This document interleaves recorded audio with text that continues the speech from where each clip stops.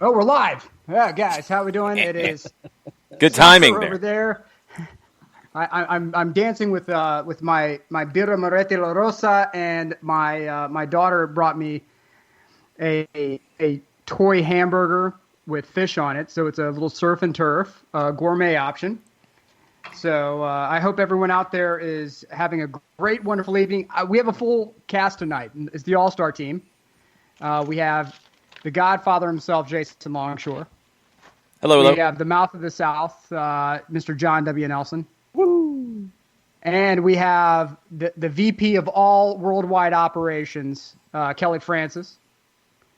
And Scotland today, the gentle giant himself, Mr. Jarrett _Smith, joining us via the audio waves. I'm impressed you came into that about as excitedly and about as prepared as Barcelona did. Oh, wow. We're already kicking it off that way, huh? Okay. Drop the hammer early. Wow. I was not He expecting came that out from in the Jarrett. corner throwing haymakers, y'all. Seriously. We came out. This is going to be a one-round fight. Wow. Okay. Amazing. You know, I was so excited to have Jarrett on here, and now Jarrett is Until haymakers. He's bringing verbal insults and barbs to me on this fine Monday evening. I cannot believe this is happening to me. That on the show of the people, yeah. we're already getting this venom. Well, good day to you, Jarrett. I hope you had a wonderful day yourself. Good day to you. How about that? Take the high road. Man. That's what happens. People who did not take the high road. Good. Yeah, the people who did not take the high road would be Barcelona this past week. Accurate. I don't even know if I want to, like, I'm dreading when we actually get into that. I'm dreading it, to be honest. It's been a rough week for a couple of people. Valencia also apparently cannot pay their wages. Yeah, there's that. Wigan apparently was getting shortchanged well in advance, secretly, non-funding. Who knows? We're going to get into all of this fun stuff and anything that you all want to get into as well via Twitch, via Twitter, however you want to do it. We are the show of the people. You come and you reach out to us, discuss whatever you want, except Nickelback and Creed. We will not be discussing those two options this evening. That's not up for debate. So no discussing The Devil Went Down to Georgia is what you're saying? No, we will not be discussing that. I have no desire to discuss crappy Canadian music. So that's my general take on Nickelback. We will not be discussing Nickelback at all today. Let's go ahead and start with Barcelona because I think it's the thing that coronavirus has gone on so long that, like, Jimmy Buffett, or not Jimmy Buffett, who was it? Joe Diffie died at the beginning of Corona. Like, that happened during all of this. That's how long it's been going on. That did happen. Yeah. Yep. It was a long time ago, too. And that's what's crazy about this, is we're still here. I don't even want to talk about how long it's been since the beginning of 2020 also. Like, we had Australian wildfires at the beginning of 2020. Like, that was this year, guys. Mm-hmm. It feels like last year, doesn't it? Yeah. It does. It feels like 3 years ago. It does. It feels like 2 years ago we saw exactly pictures of how long firemen like bottle feeding koala bears. It's like, that was like 2 or 3 years ago. No, it was like January, man. Yeah. I'll set you up, Jared. It was like 2 or 3. It feels like it was 2 or 3 years ago. Go ahead, Jared. Sorry. 2 or 3 years ago. That's about how 2 or 3 years is about how long the 90 minutes felt for Barcelona.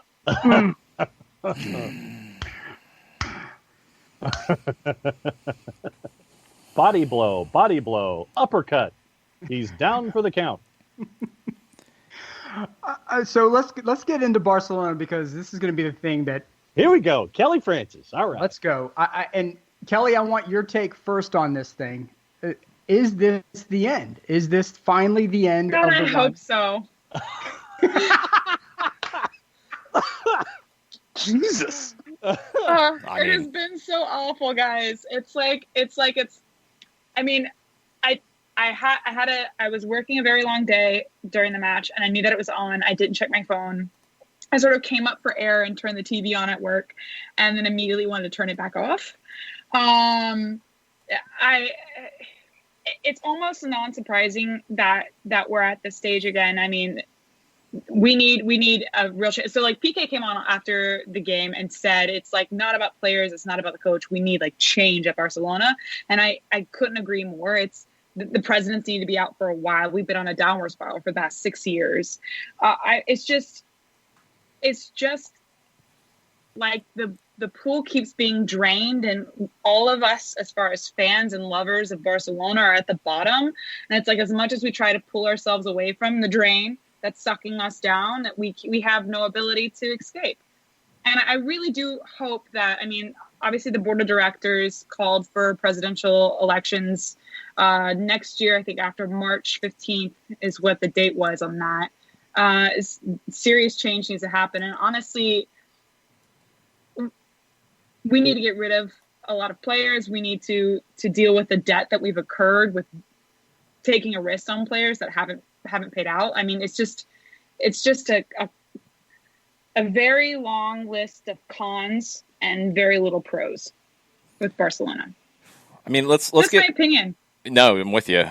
Let's get caught up on the news. So from this morning's show, just so people know, Kike Setien officially gone. Bye. Adios. Yep. You had an extraordinary meeting today, extraordinary board meeting. That's just an unscheduled meeting. The election has not necessarily been moved up yet, and that's going to be a big question mark. A lot of people want Bartomeu to go now.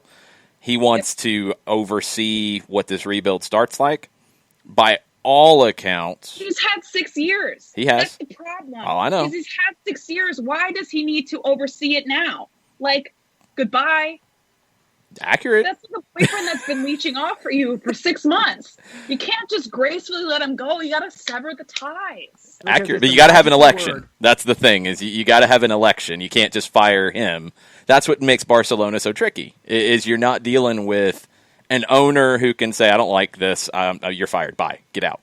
You have to go through the election process, and Barcelona politics are a mess. Ronald Koeman is going to be the guy. I think it'd be a shock at this point if he's not. He's got to get out of his contract with the Dutch FA because he is currently the head coach of the Dutch men's national team. And the Dutch FA is like, I don't care what your financial situation is. You're paying us money, Barcelona. You're paying us money to get Ronald Koeman. I don't blame him a bit. They got money problems. They got people problems. They got defensive problems. I don't know where you start to fix it. No, and you're looking at a Barcelona. Oh, yeah, for sure. But you're looking at a Barcelona that, like, 6 years ago, I mean, not even 6. Barcelona is a worldwide known name. People know Barcelona whether they watch soccer or they don't watch soccer, and you're talking worldwide. So it's one of those staple clubs for, it feels like the entire earth, right? Barcelona is that club that people know about, that people watch. Like, if they're on TV, they're going to let it sit there for a couple minutes, figure out if they want to continue to watch, whatever. You've lost so much respect over the past 6 years, more centrally past 3 years. You've lost so much respect for what that club stood for, how great that club has been in the past. Like, the players that have walked through that club, I mean, so much has gone down the drain. I hate to continue the metaphor, but so much has gone down that drain that it just feels like there's no recovery at this point. Right. I think the biggest issue for Barcelona is that they were transformative, and that Real Madrid said, we're just going to buy. Are you a good player? You're coming to Real Madrid. Doesn't matter who you are. You're coming. Anyone can do that if you have the bankroll to do so. I mean, you had Zidane. He was a great manager, still is. I don't see any fault there, but that model can be replicated easily. What Barcelona did is they transformed the way the game is played in general. The fact that you went from total football, and everyone said, oh, where's total football? Where's total football? And then Barcelona came up and said, we're going to show you something that you probably haven't seen before. And even Italy changed their game up and said, okay, we're going to start passing and playing possession ball now. And when you have that model that everyone held up as the example, and you won so much, you're now trapped into what that magical term that I keep dropping, that gravity of success that you can't get away from. As a result of that, any drop-off at all is not only going to be noticeable, it's going to be like like a nuclear bomb in Nebraska. I mean, you're going to be able to see that thing for miles and miles. The smallest deficiencies will be exposed. The minute you fall off, the whole world's going to notice. And you're right, Kelly, in that you can go to any part of the world right now. It doesn't matter how advanced or how poor, the level of poverty. There was a kid wearing like a trash bag, messy jersey that he colored himself in magic marker. That's the global reach of this team. And now with the falling off, you have no choice. You have to blow this thing up. And there are no sacred cows. If this is the one time they need to follow, Real Madrid, it's now when Real Madrid let Cristiano Ronaldo go. Yep. Even though he had 3 good years left in him, they let him go. And I think it's time. I await your hate mail, everyone out there. It's time to let Messi walk, should he want to walk. And from an organizational standpoint, it may be the wisest thing to do because I believe Messi has too much control over possible directions this team could go in. And they need a fresh start, top to bottom, build the academy back up, build the team back up from ground up. And you're not necessarily going to be doing that because you're going to want to maximize those last 3 years of Messi's career. And you can't do that spending the kind of money necessary to maintain any sort of hope of getting to the finals in the Champions League next year. It's not going to happen. Jarrett, John, I want to get your takes on it, and Jarrett, you go first. But just to set the scene a little bit here, you've got the average age of the starting lineup in the catastrophic loss was the oldest in Champions League history. You had 6 guys over 30 in that starting lineup. The average was 30. Just about. It was 30. Just under 30, but yes. Oh oldest in history? Oldest in history of the Champions League. You've got that side. You've got heavy payroll. You've got, according to some, the largest payroll in Europe, in the world right now. And a lot of that is Messi, who is getting paid a ton of money, and hey, Messi's earned a ton of money, but you have the largest payroll, you have a very old team, you've got some young guys coming through, but I don't know how many are ready right now. You don't have any money to go out into the market because you had to sell players to balance the books before the return. You're not having a whole bunch of revenue coming in. Where do you start in fixing this, Jarrett? What is the first step to start fixing it in your mind? I mean, it has to start with getting what you can for what you got, right? Like this, and Nick, I'm going to loop things back to you and your world as a Yankees fan. You remember, I'm assuming, 10 years ago we're looking at now? A little under 10 years ago where, you watch the Yankees accumulate all this talent, just buying up everybody known to mankind, throwing out huge contracts. Yep. That works for a while. And then what you end up with is a bunch of bloated contracts, older players who there's nothing wrong in terms of necessarily the culture. No one's saying the culture's wrong, but you got guys who are older who just, it doesn't work anymore. The contracts are bloated. Right. Guys are, at some point you just have to bite the bullet, and it's going to hurt. It's going to hurt for a while. Mm-hmm. And it might mean you're surrendering the league to a Real Madrid, to Athletic, to either club in Madrid, to Madrid really. It might be you're surrendering shots at getting, out of the round of 16 or to the quarterfinals of Champions League. But man, I think you've got to start with, do you go to Messi and say, hey, buddy, thank you for everything you've done, but if you want to go, you point a direction and we'll make it happen. Just get the wage bill off of there. Find value for what you can. Because, some guys you're just not going to find a ton of value for, but man, just empty it out and just, I don't even know where to begin with a rebuild. Because, you go strictly through rebuilding the academy, you had the golden age of the academy. That takes a while. That doesn't happen overnight. You can't just expect that to magically, deliver a bunch of generational talents again. It's not going to happen. It's not, I don't mean it as a diss to Barcelona's academy that it's not going to happen again. Dude, there's better academies out there. I'm sure. that have never had a golden generation like that, like the Manchester United generation. What year was that, Jason? 92 is when they started to break through. Yeah, 92 were like your golden academy generations. It's not an insult to say that, that's not going to happen, because it just doesn't happen like that. You caught lightning in a bottle, and God bless you for it. Enjoy it. But it's going to take a combination of that, and by God, spend smarter. Don't have a guy possibly win Champions League on another team and cost you $5 million like Coutinho's possibly going to do.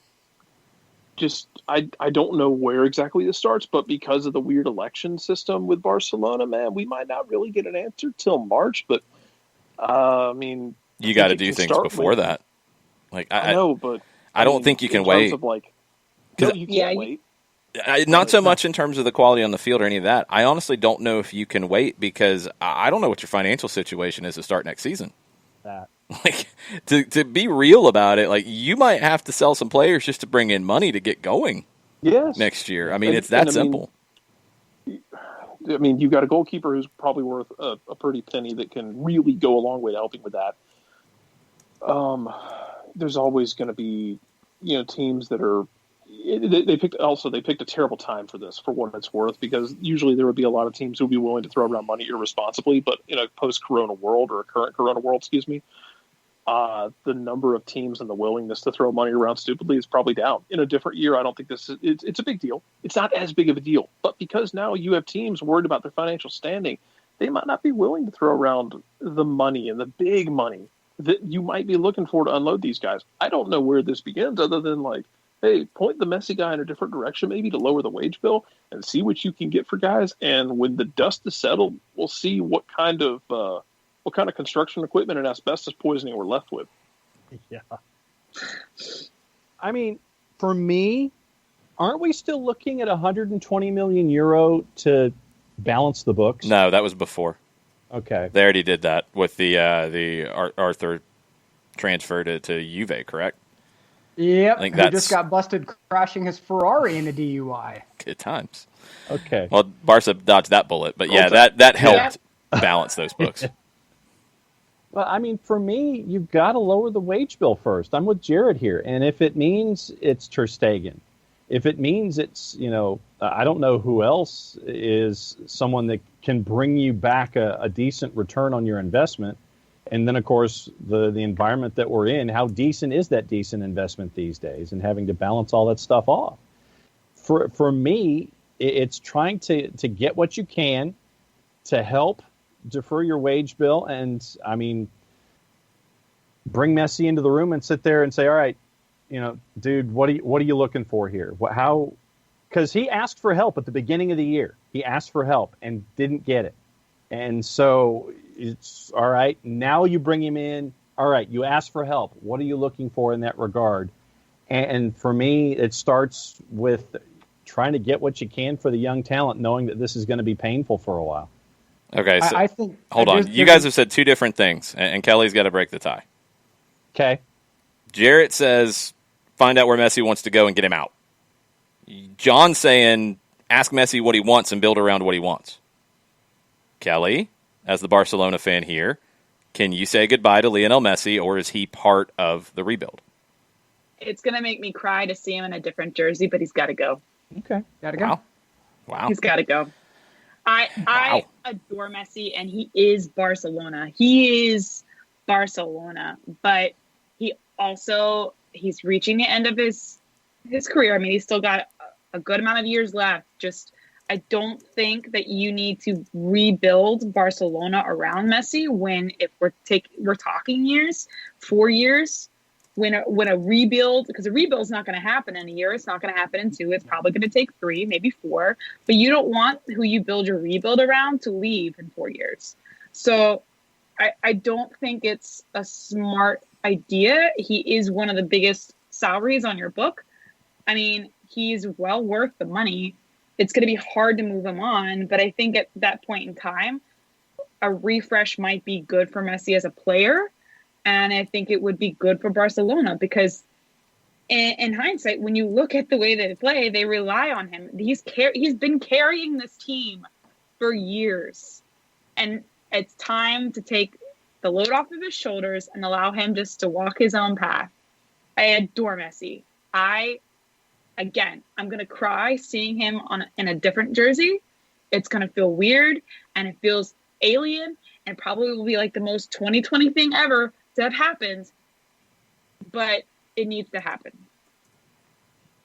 There's a scene in the movie Any Given Sunday where the Dan Marino type quarterback for the Sharks, which is the team that is the movie's centered around, is finally realizing that it's a wrap. And on the last play, Al Pacino, the head coach, pulls him aside and he goes, "I will never forget what you've done here today. Thank you." And gives him a real hug, a genuine hug, and sends him to the bench. I think Barcelona needs to pull Messi aside and be like, "We will do a symbolic free transfer to Newell's Old Boys if that's what you want. If that's where you want to go, we will let you go for free. It's no problem. We will do that, costing ourselves money, letting the greatest player of this generation go scot-free because we want him to follow his dream." But question, Nick, I don't think that's what's going to happen. He's not ready for that yet. He's got a World Cup in 2022 that he's got to prepare for. Right. Do you let him walk on that free transfer to PSG, to Inter, to Juve, to whoever, Manchester City, whoever that is? No, if I have to face you in a potential Champions League tie, you're paying me. And that would be a clause in the contract, is we'll let him walk for free unless we end up face-to-face in Champions League, and then in which case you're going to pay me X amount, 40, 50, 60, 70 million euro. Good luck. You can put a rider on that clause. Look, who's not going to say, "Hey, look," because it's not a poison chalice, it's not a poison pill. Essentially, as a team, you're going to pay that money. It just allows you to defer it. So you say, "Hey, look, we're going to let him walk right now. You don't have to pay us up front, but understand you make Champions League." If we're drawn together in Champions League or something, you could even do that if you wanted to. Right. That'd be funny. Together in Champions League, you're paying us 60 million, 70 million euro, and that's the end of it. You can get really creative with this transfer to find a way that he gets to accomplish what he wants, which is another trip to the World Cup, stays competitive. And I'm going to push back on this a little bit. If he goes to Newell's, I still think he manages to get to the World Cup. Oh, no, he could. He could. I just think he's going to want to be tested, and he's going to go to a bigger club. Hold that thought. Please make that happen. Hold that thought, Jared. Hold on, Kelly. We've got something very important here. John. Mondays with Reddit. Thank you. Nick, you'll appreciate this. According to Sky Sport Italia, David Silva, who was all set to go to Lazio, right? I mean, it's all done. He's going to go to Lazio. Everybody's waiting on him to go to Lazio. He's got the medical scheduled. He's going to show up. Everything's good. He didn't even tell Lazio. They found out when Real Sociedad announced it. Boom! Did not see that come. He didn't even tell them. How you doing?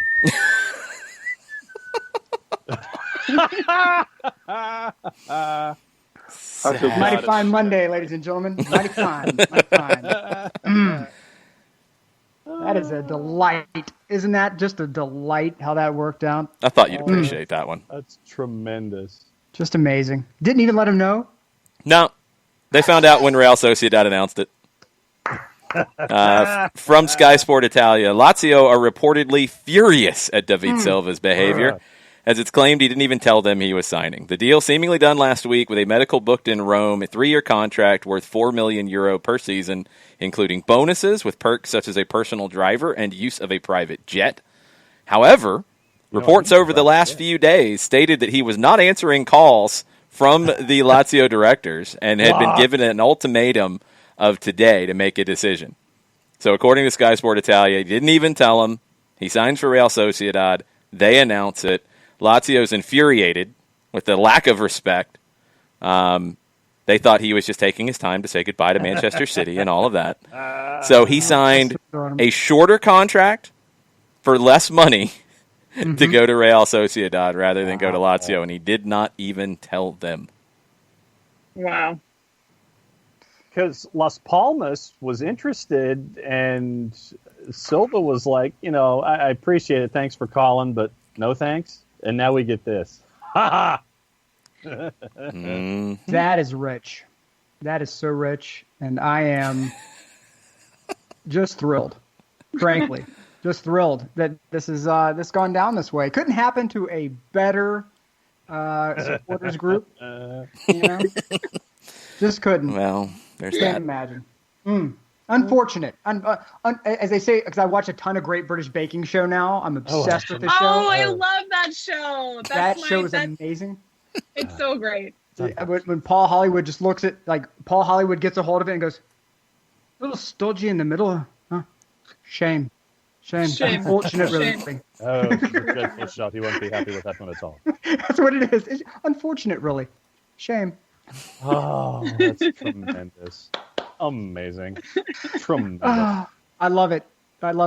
And look, I understand. I get it. You had your heart set on a particular player and it didn't work out for you. That's very unfortunate. And I don't know what's up with teams from Rome having players ready to go and it not coming to fruition. I don't understand that because Rome's a great city.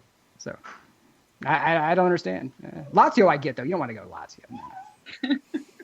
Okay, to finish up on Barcelona, Transfermarkt has 11 players. Barcelona could field an 11 of players who are reportedly up for sale.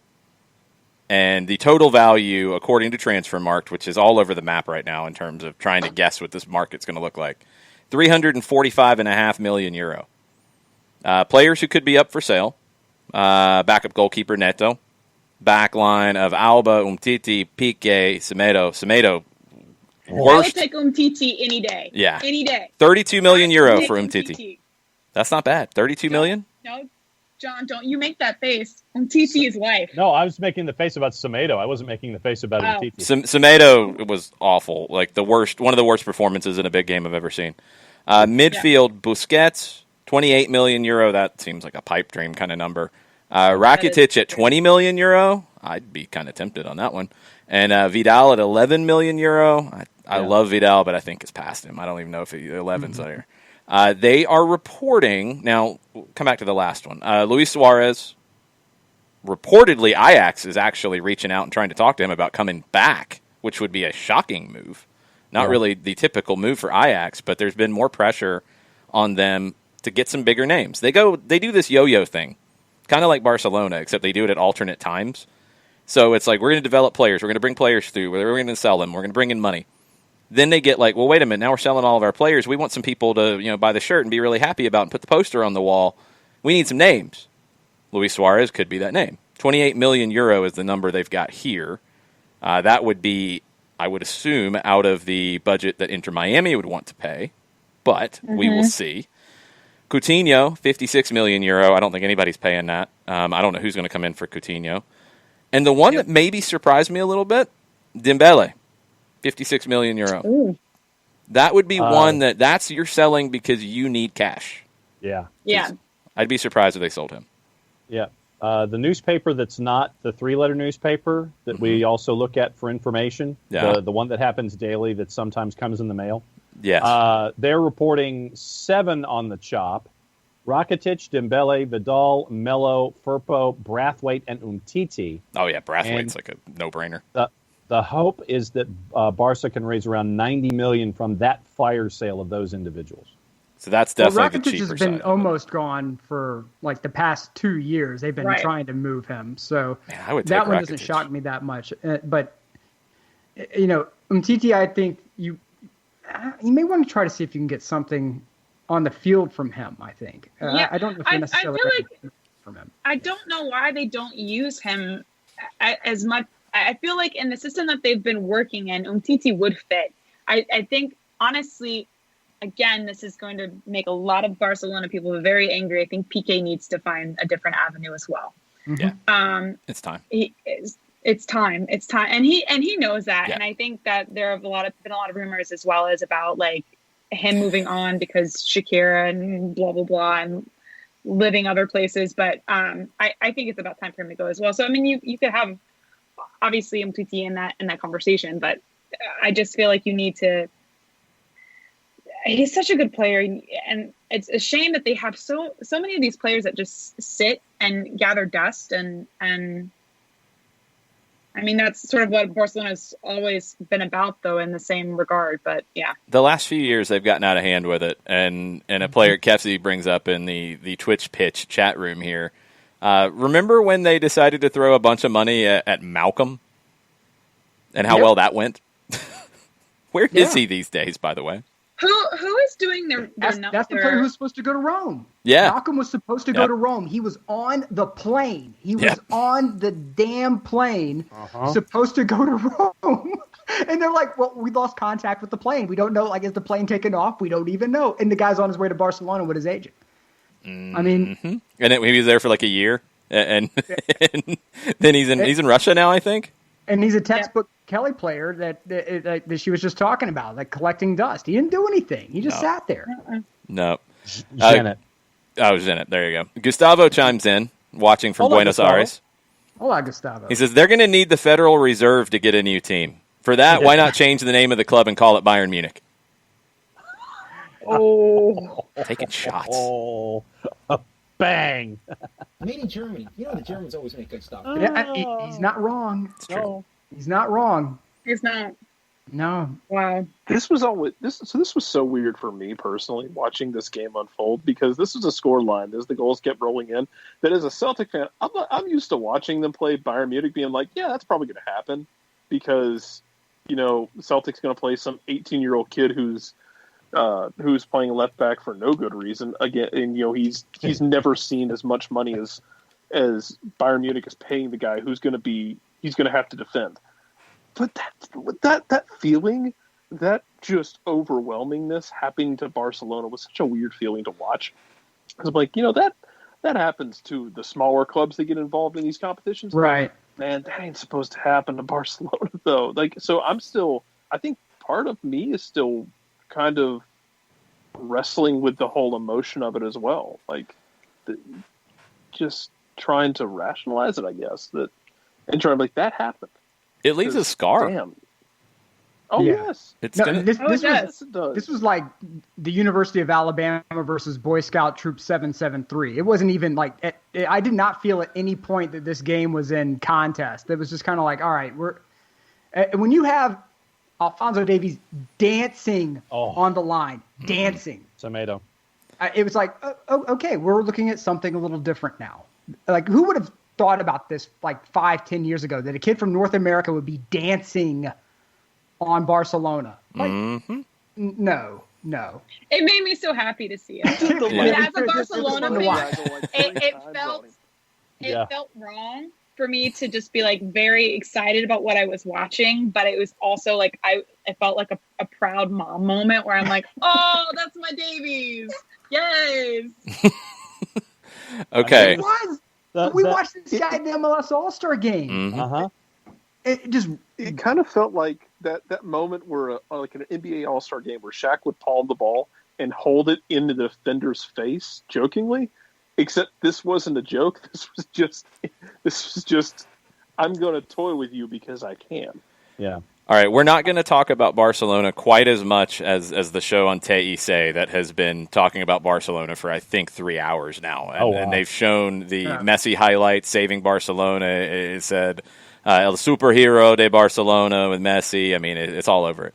We've got maybe this becomes a new theme on the show. We're going to have to wait and see. And I'm trying this, not listening to it ahead of time. I think it's going to work. But it's very important because there's some very important news we have to talk about. Ronald McDonald and friends and the Hamburglar Touch. Rabble cheeseburgers. That Hamburglar wishes everything he touches would turn to McDonald's cheeseburgers. Cheeseburgers? There is news. Gonzalo Higuain, who has been dubbed the Hamburglar in these parts before. He has told Fox Sports in Argentina that he would not be opposed to a move to Major League Soccer. Gonzalo Higuain says, they ask him, go back to River Plate? No, I don't miss Argentine football. MLS? It would be nice, sure, but now I'm here. Let's see what happens. That sounds a little bit like a hey, come and get me. Uh-huh. Nope. Miami? Nope. Miami? No. Hamburglar in Miami? They need a number 9. This dude near any of the chicken shacks in the U.S., Oh, wow. and this guy is going to blow up like the Hindenburg. You want nothing. So you pull the ripcord, introduce him to good Southern soul food, and you pull the ripcord on him? It's a wrap. It's a wrap. It's like on Tommy Boy. Was it Tommy Boy where he puts like the aircraft life jacket thing on him and Yes. he pulls it like that? Yep. That's exactly the minute his feet touch the ground, it's like a chemical reaction. He goes. There's no way he couldn't keep weight off.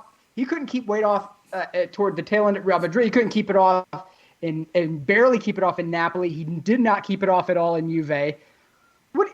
You're going to come to the U.S. and try that? No, absolutely not. Man. Like Mr. Higuain, your usual, yes, double Whopper and fries. There you go. Well, no, it'd be a Big Mac. He's got to keep the sponsor. He's not going over to BK. He's got to keep the sponsorship opportunities going here. Come on. True.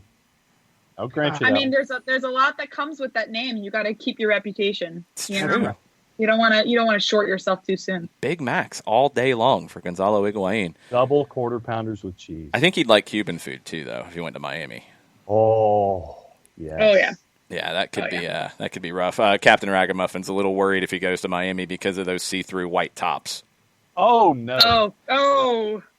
Yeah. No. Bad look. That's a bad look. He would have to double stack. He'd have to have like the Under Armour shirt. Oh, he wouldn't. Underneath. Or get get the girdle that you see on the per inquiries on like channel 274. It's like instant slimming girdle. One of those. Yeah, that would work. Like Spanx, like that's the thing. If he came to Atlanta, we could get him partnered up with Spanx. Get Manx, and he could have like the full thing, like the full Spanx garment thing happening. Okay, see, I'm with it. Now, Thad Dooley's throwing out DC United as a possibility. They've talked about these kinds of names before, so I mean, I'm not ruling it out. They have Ola Kamara. Miami's the one. Miami's the one who needs a number 9. I give him a lot of grief. He can still score, but you have to put him in a situation where he does nothing but he's nothing but a target forward. So LA Galaxy is what you're saying. Pretty much, yes. And the crazy thing is LA Galaxy goes out and gets Chicharito, and they don't know how to use him because they're so used to a statue up top who scores a ton of goals. And now they keep acting like Chicharito's a statue, and he's not a statue. DC would be interesting because his brother's there, and it would probably be the first time that they've played together since they were kids, I would assume. I'd have to go back and look at their early career in Argentina. That could be appealing, but Miami's the one who it's just like every alarm bell goes off when he says that because they were trying to get Cavani. They'd been linked to Falcao. They've been linked to everybody. They've got the number 9 shirt open. It's sitting there on the rack. Put Hamburglar on the back. Let's do this. That'd be great. Like the old days of the Atlanta Braves. If I remember correctly, I think his brother is an agent. And so if his brother... there's another Higuain brother? There's another Higuain brother. Oh. 2 of them became players. 1 of them became an agent. And so... Oh, it's like the Hemsworths. It is. Like you have like the really good-looking Hemsworth, the okay-looking Hemsworth, still very ripped. But and then the normal one. And the normal one, who's in Westworld. You've got Eli, Peyton, and Cooper. Yes. There's a third Manning? Yeah, to be fair, Cooper Manning. Oh, yeah. He was supposed to be the star wide receiver, and he got walloped. Jarrett knows all about Cooper Manning. I'd always heard he was... Yeah, I'd heard he was always an absolute stud, and just whatever the medical issue was, he couldn't play. But I'd heard he was a monster. Right. And if you watch Westworld, for anyone out there who has like HBO Go or HBO whatever Max, whatever they're calling it now, HBO Plus or if you watch Westworld, the security guard who looks like he's from Iceland, that is the other Hemsworth brother. That's I think the oldest Hemsworth brother. He's still pretty jacked, but he's not that. He's not the no. He's not Chris for sure. No. He's not Thor. Put it quite plainly. All right, so Champions League. We're in the semifinals coming up over the next couple of days. John, what are our juice box numbers for the semifinals right now. I'm efforting the numbers for the semifinals. I'm shocked you don't have them. You always have them before I even ask. I'm blown away by this monstrosity. Startling development. It is a startling development, especially when it's I feel like there needs to be a sound for this. Man. Is there not a sound? I don't like the look of it. How's that? That's a good start. That works. Yeah. How about this one? What'd you do? Can you type? Have you got them? Yeah. I was waiting for all of your appropriate sound effects. I was waiting for your sounders. Come after me! I'm a man! Need the, I'm 40! We need the Price is Right music. You know, when they do the come on down. That. I thought you were going to say that you need the cliffhanger music. The yodeling. Oh, no. Is that Plinko? I think, is that Plinko? No. The cliffhanger. Oh, yodel music. Yeah, the yodel music for the cliffhanger. Got it. Now we need John Nelson. Come on down. All right, so here you go. I bid $1. Here's your numbers. Yeah, I'm going to bid $1. RB Leipzig and PSG, who is not PSG in this tournament yet. PSG is minus 128 in the aggregate. Okay. RB Leipzig to win in 90 minutes is plus 336. In 90 to win. In 90. Okay. And your option honors even after 90 minutes is plus 309. Okay. What about to win, period? All right. We will get These to are the important. outrights here as we are clicking on. And we need the over-unders. Yes. Okay. These outright. Are okay. To win outright. Okay. That's outright with the final four. To not go outright. through, just to get to the final. Yeah, to get through the final. We're going to have to get back to the matches because it gave me the wrong thing. So, Dios mio. Give me an Dios mio while I'm looking at the numbers. What'd you do? Apparently not enough.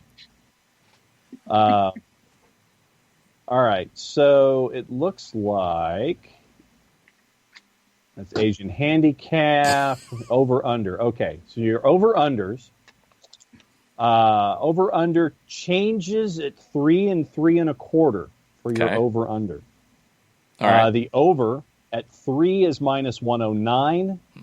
The over at 3 1/4 is plus 121. 3 1/2 is plus 142. Your unders at 3 is at minus 107. Your under at 3 1/2 is minus 174. Huh. Over-under numbers I don't really like. Give me the win numbers one more time for these two, because the over-unders, there's nothing for me there. Yeah. In the aggregate, the win numbers, PSG minus 128 in the aggregate. It's not aggregate. It's one game. No, but Odds Portal takes gotcha. like a dozen different dudes and blends them together. Gotcha. Sorry. I apologize. Fully. Leipzig plus 336 in the aggregate from all of the different bookmakers to win, and then plus 308 for it to go to 90 minutes. Oh man, I want to talk myself into RB Leipzig really badly. Uh-huh. Really, really badly, but I can't do it. I think PSG is going to the final. To qualify, PSG, just to win outright, minus 242. Yeah, I'm not touching that. RB Leipzig plus 181 just to qualify. Come on, give me Mbappe. Do we have an update on Mbappe? Is he going longer than 60 minutes? Oh, we do know that Keylor Navas apparently is not going to play. That hurts. They are disrespecting my large son? He's injured. He's injurious.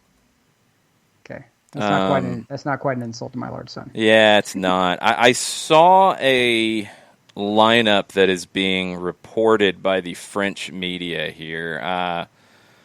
Thomas Tuchel has his system in mind against Leipzig with Marco Verratti potentially on the bench. That would be an upgrade. Mbappe would be in the starting lineup, and so would Di Maria. And it would be a 4-4-2 of sorts with Icardi and Mbappe up top, Di Maria and Neymar out wide, and Marquinhos and either Paredes or Herrera in the holding spots. So, if you guys don't mind, I'm going to go ahead and try to stun on this one. Go for it. Thomas Tuchel and Nagelsmann know each other. very well. Mm-hmm. So this is not just a matter of a French team that does not, hasn't ever run into something quite like the Red Bulls press. This is something they're going to be extraordinarily familiar with by game time. You're not going to see a team that is going to play out of the back, I don't believe, at all.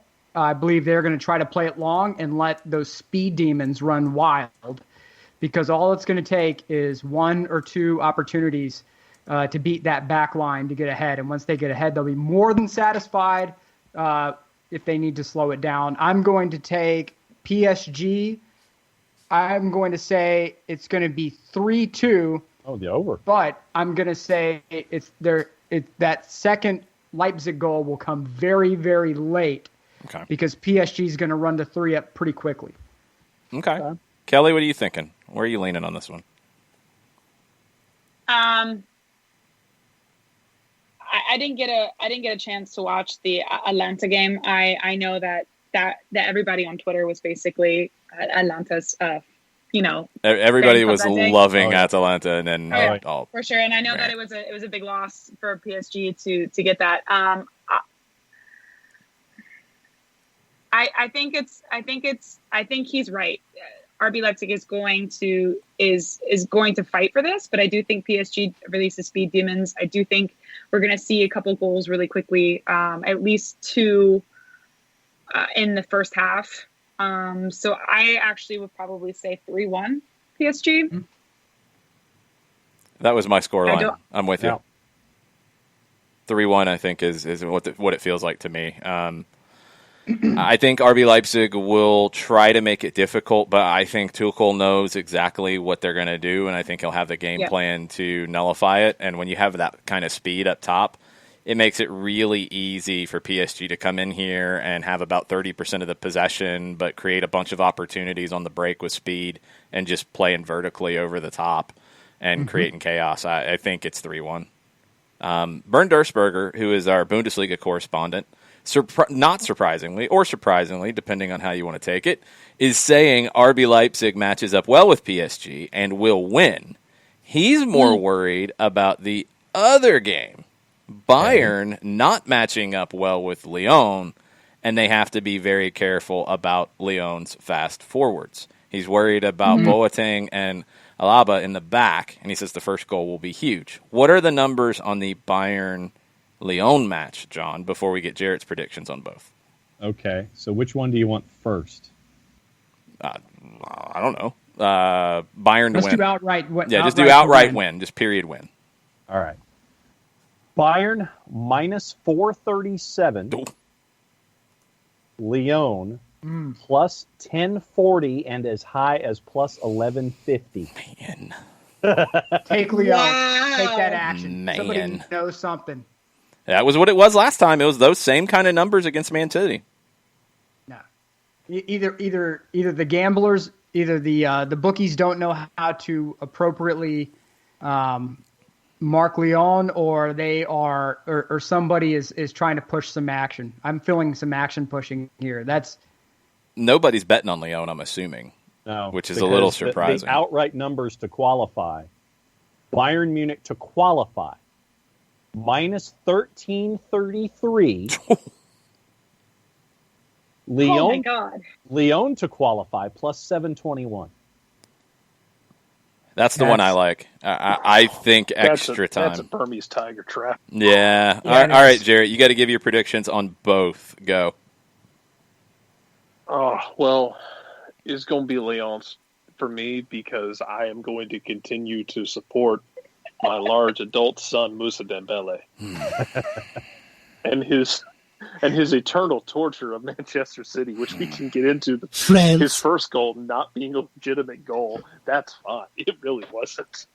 No, it wasn't. But the man had a brace against him when he played for Celtic, too, including an overhead kick. So that was just written in the stars. And Lyon kind of has that energy that I don't really want to bet against them. And apparently someone on the betting line has decided we're just going to rig this betting line with a Hershey bar on the ground and, a rope trap and a counterweight. And we're just going to see who grabs it. Man, I'm going to eat my fries while this analysis is going on. And what about? I'm going to take Lyon. Okay, you're going to take Lyon. What about the other game? Oh man, PSG and RB Leipzig. And see, this is another weird one where it's almost, for me, the logical one for me is like, I go PSG on that, but PSG has always kind of felt like that club. We're going to spend all the money to get there, but we're not actually going to get there. It's been very much, PSG has been the Wile E. Coyote. Wherever the hell he gets the budget for all the Acme things is the same place that PSG gets their budget for all these players, but they have not been able to catch the metaphorical road runner. Wile E. Coyote gets his budget in Qatar? I didn't know this. That's never been explained, Jason. It's true. That's never been explained. I never knew that. Secret investment from Qatari interests. Amazing. Gave Wile E. Coyote. Do we know if the episodes don't take place in Qatar, actually? Now that we're thinking about it? Yeah, that's a good point. Man, I mean, it's I'm never going to really have to go back and watch Wile E. Coyote. Desert. Yeah, you will. It is in the desert, so you are correct. Yeah, so. Yeah, it just doesn't specify which desert. Yeah, true. I'm gonna take PSG. I'm thinking we're gonna get a #Farmers League final. France. God, the French are going to stunt on this like nobody's business on social media. It's going to be insufferable. The idea of the French holding the World Cup and the Champions League trophy at the same time. We're going to have to cut France off from Europe and push it out to the Atlantic. It's a wrap. I'm just looking forward to the music that comes happen. from That's it. why they got out. They're going to be Nick's right. They're going to be the most insufferable human beings on the face of the earth. Because it's going to be win-win if it's that situation. Because it's going to be either, PSG spent all that money and it worked, or look at those plucky upstarts from Lyon. I'm just, man, I think the underdog plucky upstart party ends here. I do. Talent is going to win out. I wouldn't doubt it. It's hard. In 180 minutes, I don't even think it's much of a question. I think it's Bayern and PSG, and they go through here, and you're good. In 90, it can get weird, and we've seen what Lyon can do, and just sitting back and defending and defending and defending and defending and defending and defending again and defending some more and defending again, and then boom, playing it long, and Kyle Walker falls asleep twice. I mean, that is what they do. And I think, though, you're going to be in a situation where you've got managers who are going to be ready to deal with it at this point because you've seen it. I don't think there's a plan B. I don't think there's a plan C. I think it is, you know what they're going to do. You know what RB Leipzig is. If you are Tuchel, if you're Hansi Flick, you know what's coming. You've had time to prepare. Nothing's going to surprise you. And you've got the talent. I do have the question, though, and it goes back to everybody's criticism of Pep Guardiola in Manchester City. He played 3 center backs. What's he doing? He's crazy. They didn't know what they were doing. They didn't prepare for it. That's a joke. But you've got the same dilemma. Hansi Flick has the same dilemma, and Byrne points it out. You have 2 center backs who are not exactly fleet of foot going up against Lyon's very fleet of foot attackers, and they will sit and they will defend and they will unleash those 2, and you don't want 2v2. So does Hansi Flick change up the shape to deal with that? I don't know. And I don't know if he can. I don't know, but he's going to know what's coming. Yeah. I think they get through. I think both of the favorites get through. But I want everybody to watch the line on Lyon Bayern tomorrow. Watch that line. They're going to be playing a high line. Yeah. No, I mean the gambling line. The gambling line. Oh, okay. Yeah, watch that gambling line. Well, actually, Nick, as you're talking, the line for Lyon has dropped to plus 1041 on the aggregate. That number's so high that like I think they're going to lose. Action. But man, if I had an extra 100 juice boxes to throw around, you're gonna throw them on that plus 700 number because could you see that happening? Yeah, absolutely. Yeah. I don't think it's likely. I don't think it's going to happen. But if I've got extra juice boxes, that's a number that's pretty tempting. And it's actually down to plus 609 since we started talking about it. See, now I would probably think twice about it. Yep. See, what you'll see is the line will start in one place, and people will flood to the underdog, just to try to get that you're going to make a ton of money if it comes through for you. But you have to watch that line, because if the line shifts dramatically, then it's either the bookies are trying to make action happen or they know something. So it's something to keep an eye on. I would not put any juice boxes on this tonight. I would wait until tomorrow, probably around 4:30 p.m. to put my juice boxes for Lyon Bayern. Okay, fair enough. That's my complete for entertainment purposes only. Yeah, of course, for sure. Yeah, entertainment purposes are only, not to move any real money at all. To put all your money on Bayern. The line moves enough. Are you influencing the market, Nick? How dare you? I think he is. Hey, we are the show of the people. We're the show of the people. We are putting information out. What individuals do with that information is assumed risk. It is on them. Assumed risk.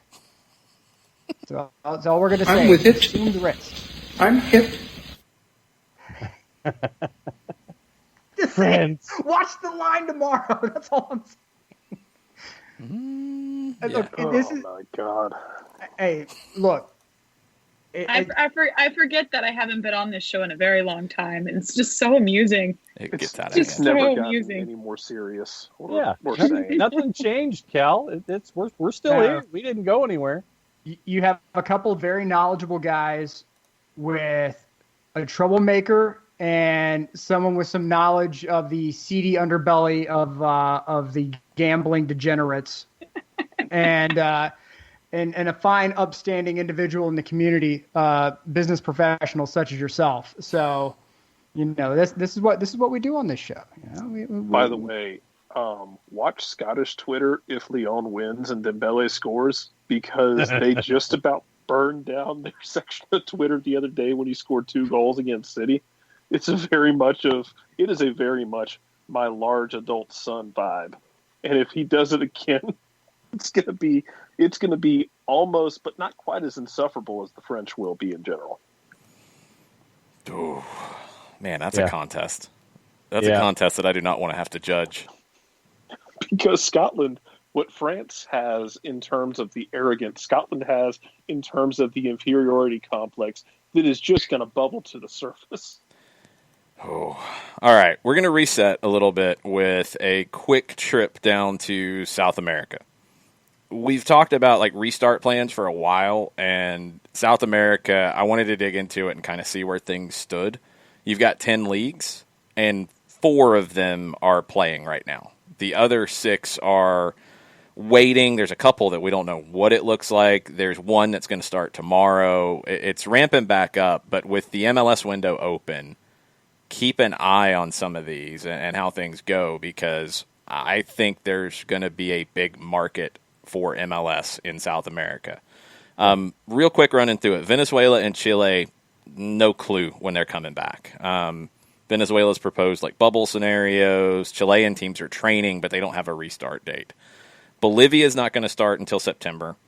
Colombia, they were trying to get started at the end of this month. Now it looks like the middle of September. They're training, so they'll be ramping up kind of quickly.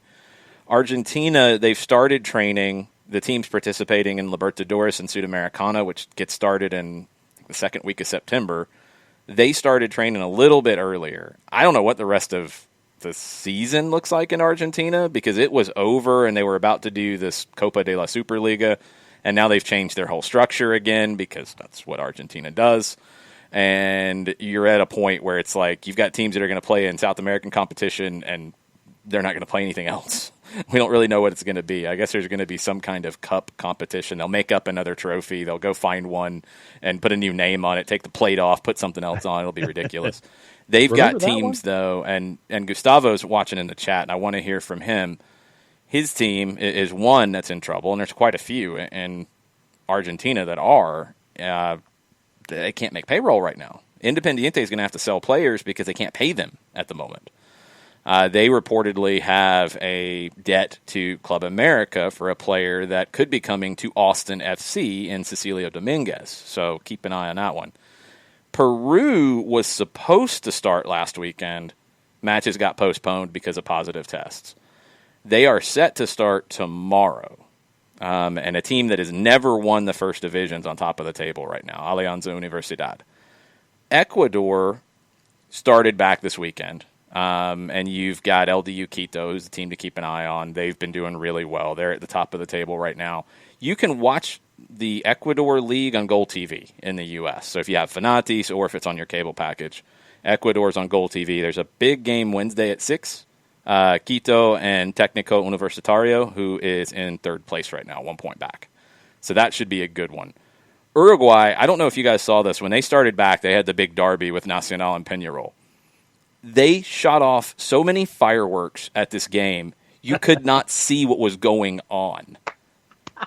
The commentator, because Uruguay's on Gold TV as well, and the commentator, I think, is in the Orlando area.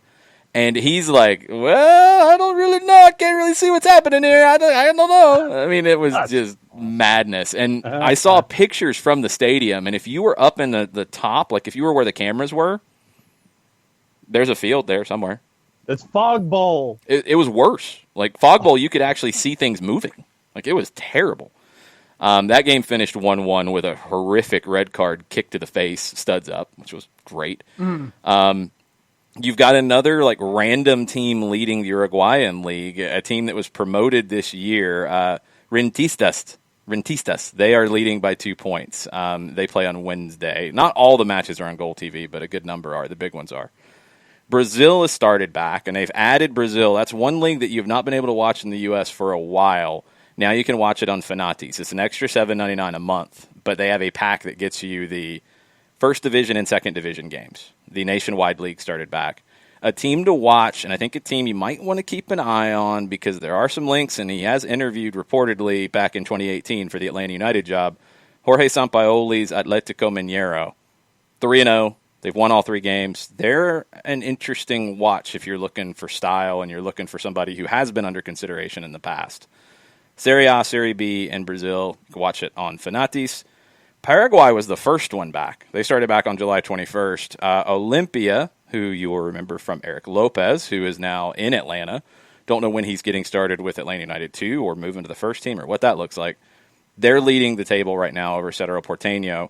They are set to play on August 30th against one another. That could be the title decider. I think that's the end of the regular season for them. All the calendars are a mess. All the time frames are a mess because you have a lot of these leagues that do the Apertura Clausura situation, and you would be already into the next season by now, but you haven't finished the first one, so I don't know where it goes. It's madness. Gustavo said the Superliga won't start in September. I think they're talking about the Argentine league, that they changed the name, but all the same leadership is there. I think they're talking about going to a calendar year setup like MLS, and it would start in, I think, January. He said Independiente with the pants down, so that's not good. They're broke, too, so that's a really bad combination. And he said he saw Nacional and Peñarol, great battle, literally. And I'm telling you, the red card was a kick to the face. It was like studs up right here. It was like the Liu Kang flying sidekick, like yes, finish him. Good stuff.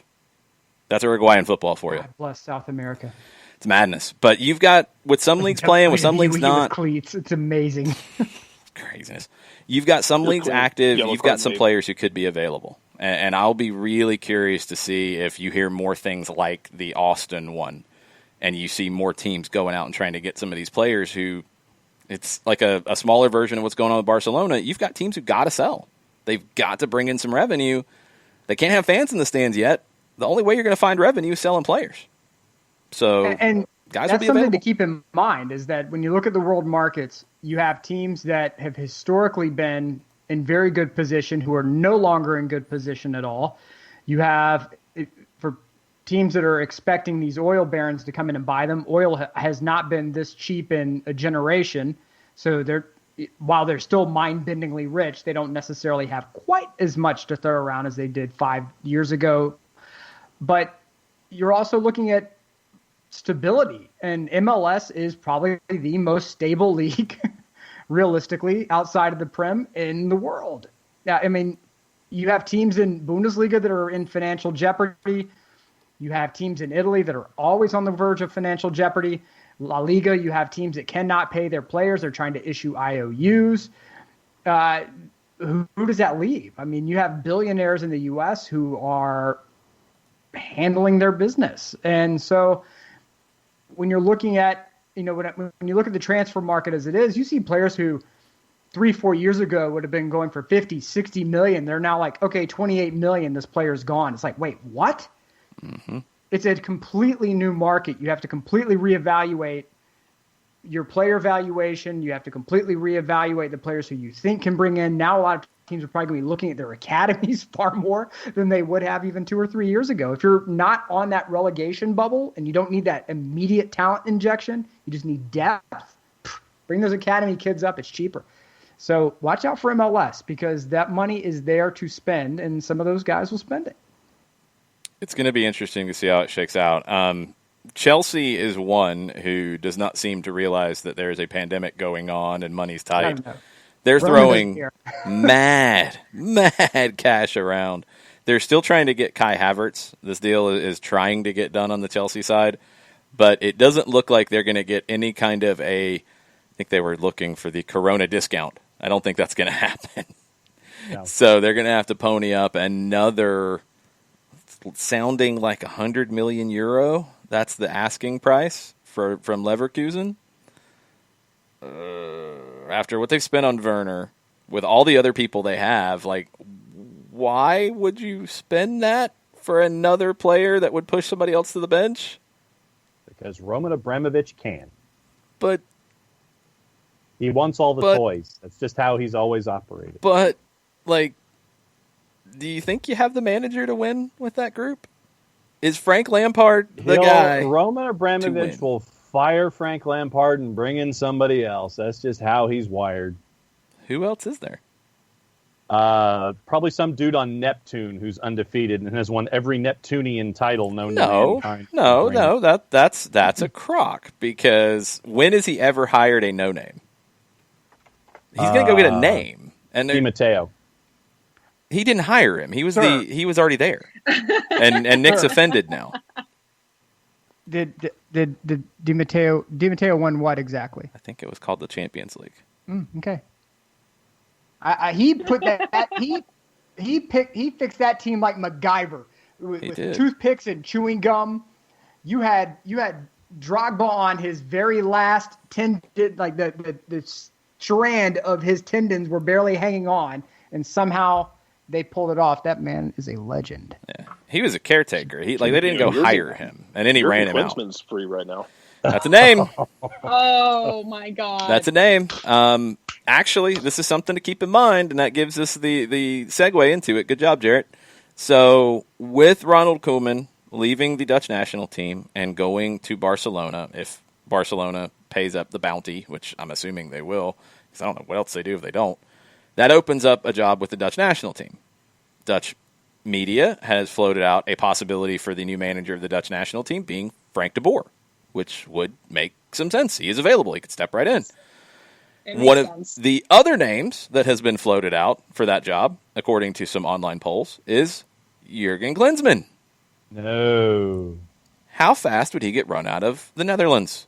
Oh, instantaneously. The plane wouldn't even land. They'd give him a few minutes. I think somebody there would tell him, like, hey, Jurgen's the guy they brought into Germany before they brought in the guy. So let's just let him do some stupid stuff for a while. Then we'll bring in the guy and profit. Of course, it doesn't work that way in reality, but no. There's not a lot of love in the Dutch media for Frank de Boer getting that job either. There's a lot of that, but I think anybody you could possibly name for that job, you would get that kind of reaction for right now too. So you do have to factor that in. It is a little bit of a soccer media that hates itself, kind of like one we see in this country from time to time. And everything is bad and everything is terrible and it's all awful. Jason, I'm sorry. My microphone cut out there. My speakers kind of cut out. Can you say that last part again? Yeah, you heard me. You heard me. It's going to be interesting to see what happens because those dominoes could fall in a very weird way. And how wild would that be if Frank de Boer leaves Atlanta? If he was pushed, if it was mutual, whatever it was reported as mutual. I haven't seen anybody say anything otherwise yet, so I'm going to roll with that. Mm-hmm. and then he goes into the Dutch national team, which wasn't open when he left, but that's a pretty good fallback position, right? Mm-hmm. Well, let's go ahead. I'll be the bad guy for a minute. Let's look at a couple of things that may have bubbled up here and there, and that is that there may have been problems with details with Atlanta United, and there were problems with him showboating at Crystal Palace, and that he was not a cultural fit at Inter. Okay, fantastic. A national team job would probably allow Frank the opportunity where he doesn't have to necessarily be so hyper detail oriented. You only get these players for a certain period of time. Culture matters. A general style of play matters. He checks those boxes. Is the track record there? Hell no, the track record's not there.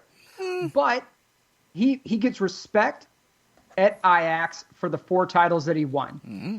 If you go in and you start doing translation of Dutch media, there are just as many detractors on they say never read the comment section, but you read the comment section, there's just as many detractors as there are positives. But culturally, I think the guy would fit there. And it would not be, I think, the worst hire in the world. He was an assistant for the team. So he understands the scheduling. He understands player selection. He understands everything that goes into it. If you're the Dutch Federation, who are your other options, honestly? You're not going to get Erik ten Hag out of Ajax. No, you're not going to get anybody who's in a club job. Another big Euro gig if he goes anywhere. Yeah. So stop. No, you're not going to pay Cincinnati to get him out of a contract. That's the thing is for the national team job when you don't really know what the national team schedule's exactly going to look like. Right. You think you're going to play in September. Right. You think you might play in October, but if he's available and that's the fallback and you get $1 million in your pocket from Barcelona, that's a pretty good piece of business right there. Yeah. Badgermon is voting for Ronald de Boer to get that job, not Frank. Ronald doesn't want that job. I don't think Ronald's ever wanted to go down that road. He's the smart one. He doesn't want any part of managing. Nope. Ron doesn't want that job. I don't think Frank can stay away from it.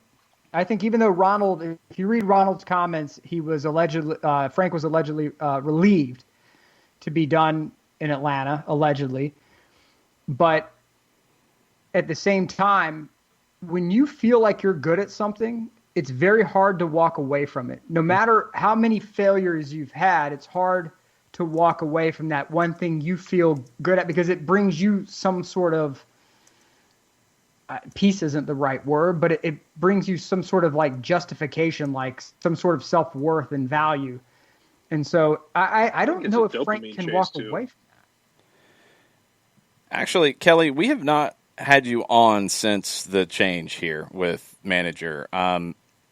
Nick said something I would disagree with in a way that I don't think it was a failure here for Frank. And I don't think it should be looked at that way. I know a lot of people will. When did I say it was a failure? You said failures. I thought you were including Atlanta in Frank's failures. No. He won 2 trophies. I wouldn't say that was a failure. I would say it didn't work, but I wouldn't go as far to say failure. Okay, cool. Yeah, because some people will. And I'm with you on that one. And I don't think it's a failure either. I think it was a bad fit and it fell apart. And I think that was obvious in the Columbus game. Okay, yeah, I'll agree with that. Yeah, but Kelly, like your thoughts just in general with Frank now maybe in the running for the Dutch national team job, Stephen Glass in charge as we get ready for MLS coming back on Saturday.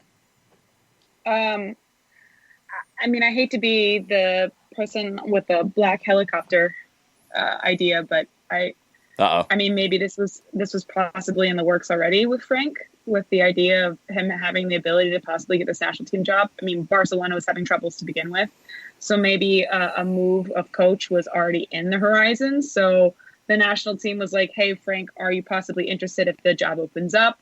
I mean, you've got to look at other possibilities. So that might have deterred his focus on Atlanta United in the last few months of his stint with us. I don't think by any means his play here or his time here was a failure. Like you said, we won 2 trophies. We got a lot of world recognition with him coming by. I mean, not that we didn't already get that with Tata, but I continued that legacy of Atlanta United as a big club with big names when it comes to managerial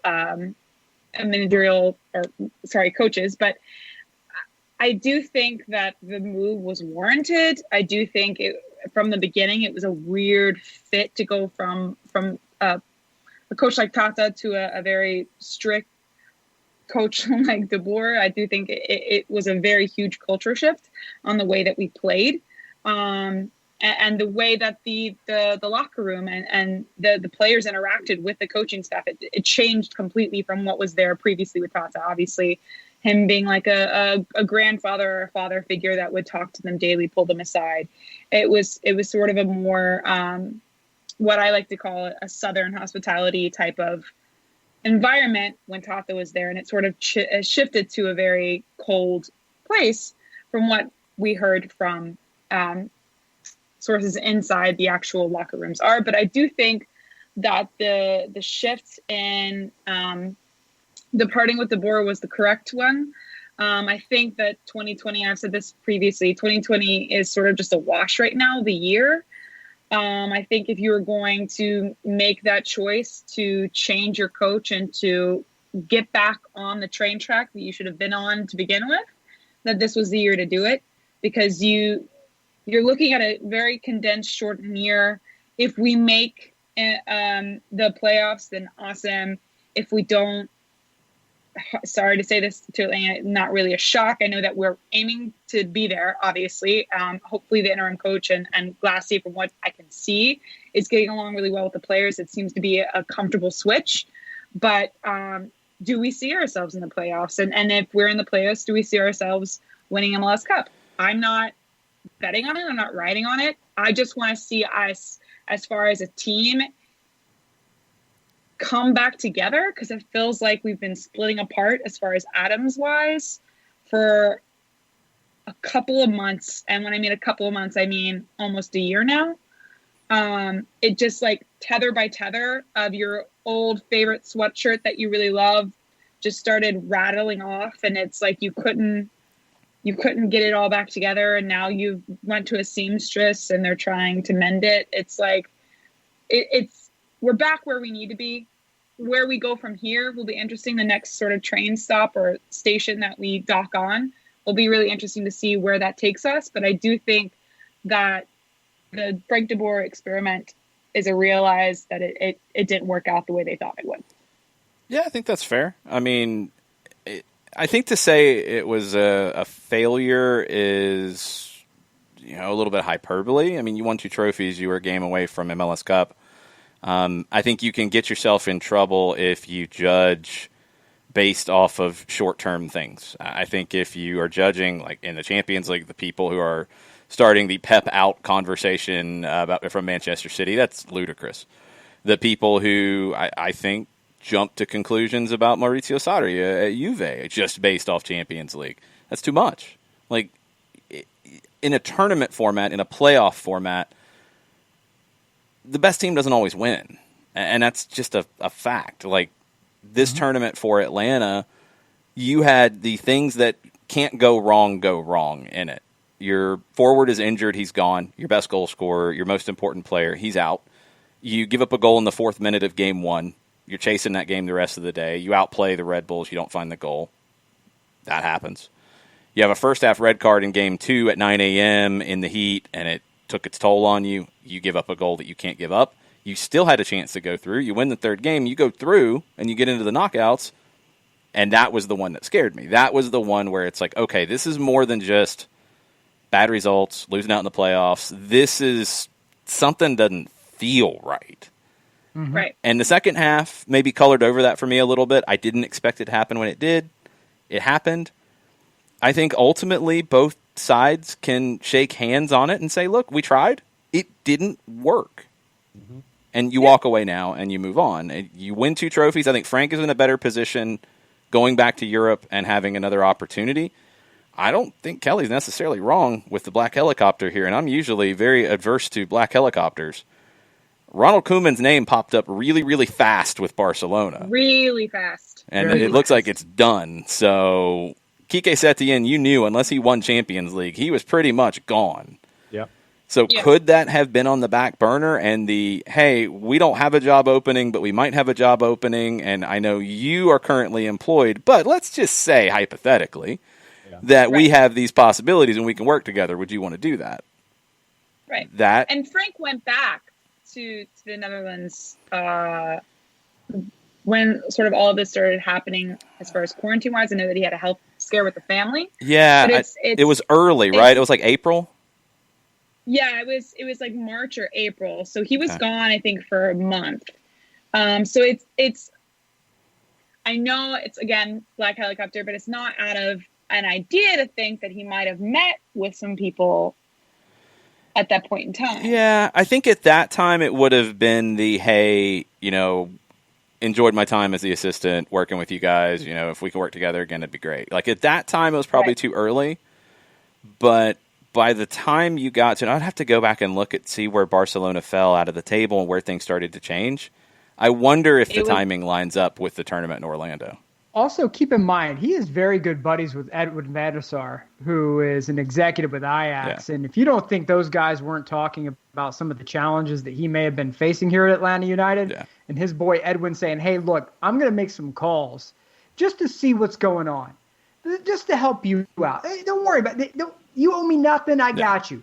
Make a couple of phone calls. That is well within, that's not Black Helicopter. That's well within reason to think that some of that stuff may have been happening. Crazier things have happened. It's by far. But one thing to keep in mind is with Barca potentially picking up Koeman this quickly, Pochettino's still out there. Mm-hmm. Okay? There are some big names that are still out there. Maurizio Sarri, not employed at the moment. He's intriguing to me. I'm not going to lie. I'm just saying there's a couple of names out there that other teams, if you're looking down right now at Marcelo Gallardo and you're saying maybe Atlanta United, what you're hoping for is almost like the NFL draft. You're hoping that name trickles down to you and these other guys go and they get those need picks right away. That some other team in Europe goes, okay, Pochettino, we got you. Some other team, okay, Maurizio Sarri. Okay, yeah. What about Allegri? Yeah, we'll take Allegri. And then, hold up, Gallardo's still out there? Okay, Atlanta United? Yeah, we got him. Just all I'm saying is this is falling the way you want if you're an Atlanta United fan wanting a certain manager from Argentina to come in. The thing that factors into that, and Gustavo can probably chime in on this in the Twitch pitch as well, he's done everything with River that he can do except for win the league. And they had that in their back pocket this year, and Boca took it out of their back pocket on the last day and smacked him in the head with it. That hurts them a little bit, and he might want to stay and do that. But you also have the factor that they're not going to play until next year, it looks like. They will have Copa Libertadores. But if he doesn't feel like he can get into position from River to get one of those jobs, does he feel like he needs to come here to then go and put himself in a better position by coming here? That would be the interesting conversation. I don't know if that's a guarantee or not. Let's take Kelly's Black Helicopter theory and put it into work here. Oh, we are going down the Black Helicopter road. All right, let's go down the rabbit hole. Always frightening. Let's do it. This is frightening. I don't like the look of it. Tata Martino comes here, wins MLS Cup, goes on to the Mexican national team job. Yeah. Frank de Boer, let's say theoretically, Kelly, Frank de Boer gets the Dutch job. Those are two high-profile gigs that you managed to get walking out of MLS. There are a lot of managers out there who will look at that and go, oh, this isn't like coaching in Japan. It's not like coaching in China. It's not like coaching in the United Arab Emirates where I'm just going to go and get a paycheck and, whatever works. No. I can leave this job and level up. Like, that's a little different than I may have been sold about it in the past. If they can figure out the damn coronavirus thing and actually start wearing masks, maybe we can play in front of 70,000 fans again. Wouldn't that be something swell? Wear the mask and you can get back into the stadiums, you bumps. But all I'm saying is follow the Black Helicopters it could make some sense here for Gallardo to come here for a couple of years, win a trophy or two, level up, get a nice gig. He could get the Argentina gig from here easily. Oh, are we? I don't know if you I want want to do my boy that. Stampaioli to come in. That's the one I'm starting to like. I'm starting to talk myself into this. Nice mask there, by the way, John. I love it. This is like the old Adam and Eve, like when you saw like. I don't think that's going to work, Nick. The fig leaf, dude. There you go. That's really? That's what I'm saying. That's like against CDC protocols. Yeah, I think so. Oh my lord. That's not good. So basically, taking your theory, guys, that if you want a national team job, you come to Atlanta United, and you get your national team job after you leave Atlanta United. I don't think Gallardo wants a national team job, though. I think he wants a big European club job. He can get it. If you come here and you win, there's nothing saying you can't. I'm not Torrent arguing left it. No. NYCFC and it is now currently not doing so hot in Brazil. No, he won. No, he won a game. They're okay. Oh, I mean, they lost two. He won one. It's all right. I mean, Brazil's kind of crazy where it feels like one loss equals about 10, but I think he's going to be all right. So they had 20 and he finally won. Patrick Vieira left NYCFC and he went to Nice. Okay. Tata Martino left and he went to the Mexican national team job. It is not that far-fetched to think you can come here. Jesse Marsh. Yep. Prime example. Thank you. You're welcome. Went very far in Champions League. I mean, come on. There's opportunities here. And thank God. Thank you, Alphonso Davies. Because now teams are going to be looking like, hold up, how much did you guys get that Alphonso Davies kid for again? Okay, Weston McKennie, how much did you guys get him? I know that Newcastle is obviously not in this conversation with Champions League either, but Mickey has sort of transformed the way that they play. And I think that it took a little bit of time for them to figure out where he fit in that team. But again, another prospect from MLS that's showing its worth. Right. Okay, I'm going to need a Gustavo sounder, I think, at some point for this show. Don't have it yet, so he gets this.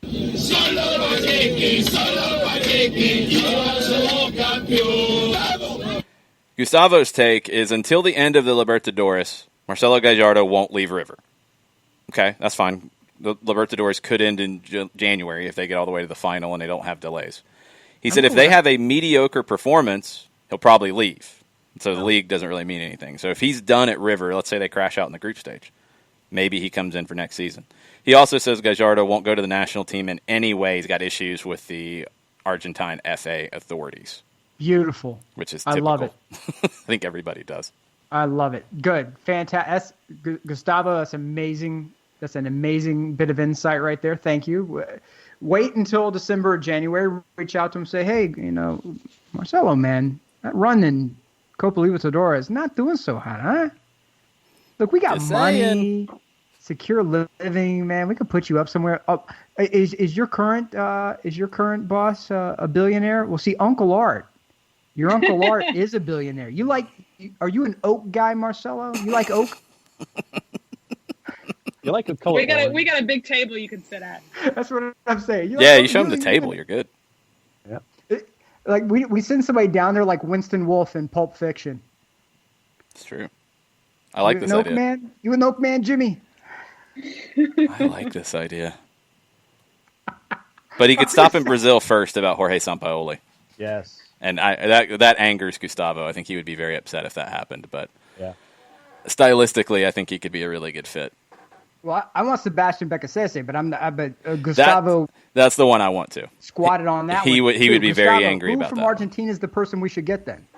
I think Gustavo would actually be voting for a name that has come up. He is not in Argentina currently, but he has worked with a player that is on Atlanta United's roster, Ariel Holan, who was at Independiente, won the Sudamericana. Very different kind of guy, not your traditional, great player, great pedigree. They went into management. He'd be a little different. He would be different than what Atlanta United's hired. And this is the question for me is, do you go down the road that you have Tata Martino, name, big jobs, big recommendations.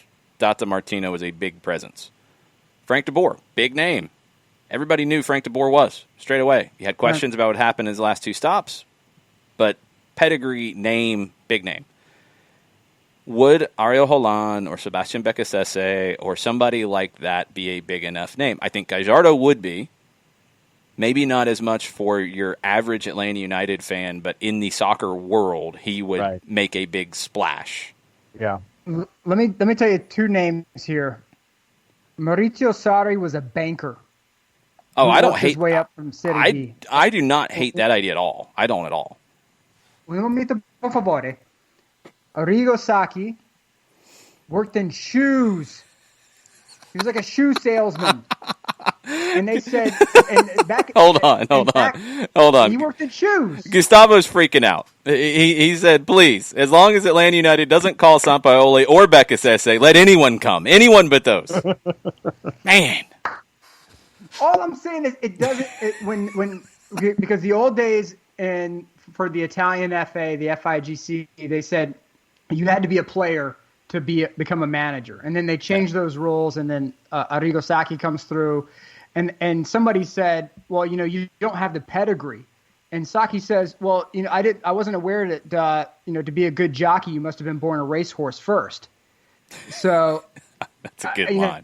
And I mean, the dude went on to win Champions Leagues. He went on to win the domestic cup. Look, it's the Scudetto. So pedigree means nothing to me if your ideas are right. And if you play an aggressive, attacking, fun style that keeps the butts out of the seats, I'm good with you. That's what I'm saying. So if it's Ariel Holan who comes in and does that, fantastic. As long as you bring the freaking ruckus, that's what I want. Okay, two things. Jarrett, I want your opinion on the Atlanta United managerial search. And Kelly, if you don't know Sebastian Becasese, who is at Racing, I want you to look it up because I know that the ladies liked Frank de Boer's style. Yeah. They were a fan of Frank's style. I'm going to need to know if Becasese would be the right fit in that regard. He has upped his style game since going to Racing. He has tremendous efforting. Okay.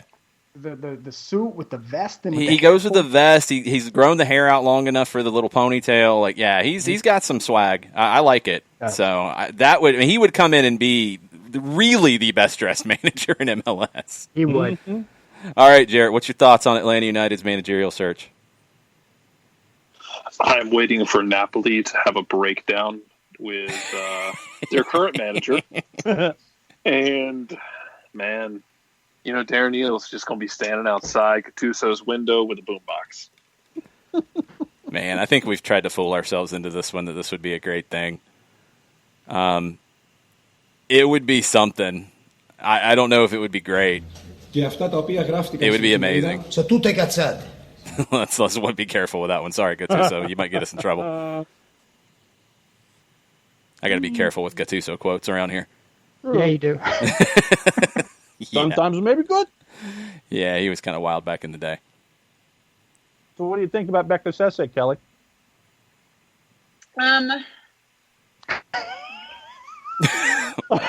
Wow. He does not approve. I don't know. No, I think he's got great style. I get thrown off by the hair. You don't like the hair? I think I'm just envious. I'm not a full head of hair guy. Girl. Oh, so Matias Almeida last year. Oh no, Matias Almeida gets. He can do whatever he wants. He's fine. I have a small crush on Matias Almeida. Yeah, I think he's got great style. I think Matias Almeida also has great style. I would agree with that. All right, go ahead. Sorry.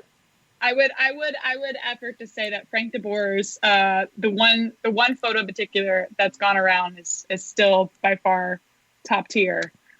I'll have to find it for you guys, but basically somebody one of the females for Atlanta I tweeted out said, "Thank you, Frank de Boer, for all you've done for us." And it was this photo of him stepping off the bus somewhere, and it was just like, oh, was it with the blazer, the open cut blazer? The blazer, yeah, that blazer was incredible. With the skin tight pants and like the salmon colored shoes. Yeah, that was it. Yeah, that's. We just wanted to thank him forever, for Frank. doing what. Drip is forever. I'm okay with this. Okay, Gustavo has a request of us. Look, you say whatever you want about his management style. That dude knew how to dress, and he was still incredibly fit for his age. Accurate. Okay, Accurate. Gustavo has a request for us. All right, go. We can't pick Sampaoli or Becasese because he would be very sad. He wants to hear from each of us. He hasn't ruled out Gattuso, though. He has not. He has not. He says he wants to hear from each of us who we really want in Atlanta United. And I'll put the caveat realistic. And if you think Pochettino, for example, is realistic, sell it. But realistic, who do you want right now? Nick. I will say that I believe that Gallardo can be brought in. It's a matter of money. To quote the legendary wrestler, the $1 Million Man, everybody has a price. Accurate. And so with the right amount of money, I think that phone call will be warmly received. Okay, John? So you catch me with fries in my mouth. Good times, John. Mm-hmm. So, furthering my reasoning behind the Gallardo is a winning track record of aggressive and fun soccer that has been featured on such worldwide wonderful events as the Copa Libertadores, featured overseas, proving that he can win anywhere in a variety of circumstances under many stressful things and situations. John, to you. I'm going to go down the Sampaoli. No, you can't. Why not? You can't go down the caveats. That was the rule. Gustavo made it. You can't go. You can't go Sampaoli. Gustavo just gave you a red card. I'm sure. Here we go. Oh well, I figured Gustavo would go this way first, right? No, he'd go straight red. He's Argentinian. Come on, what do you expect? Miguel Herrera. Okay, why? I like it. Because if you're looking for, because first and foremost, with what's going on with Club America and the general angst that happens on a minute by minute basis with Club America, it's true, and the expectation level that's there, I'm sure that it wouldn't surprise me if he's looking, or if he's not he's looking, but his representatives might be looking. Bring in someone with that kind of cash, with that kind of pedigree, with what we've seen going up against Club America in Champions League, to have. And someone like that, I'd love to see Miguel Herrera on the touchline for Atlanta United. Okay. Kelly?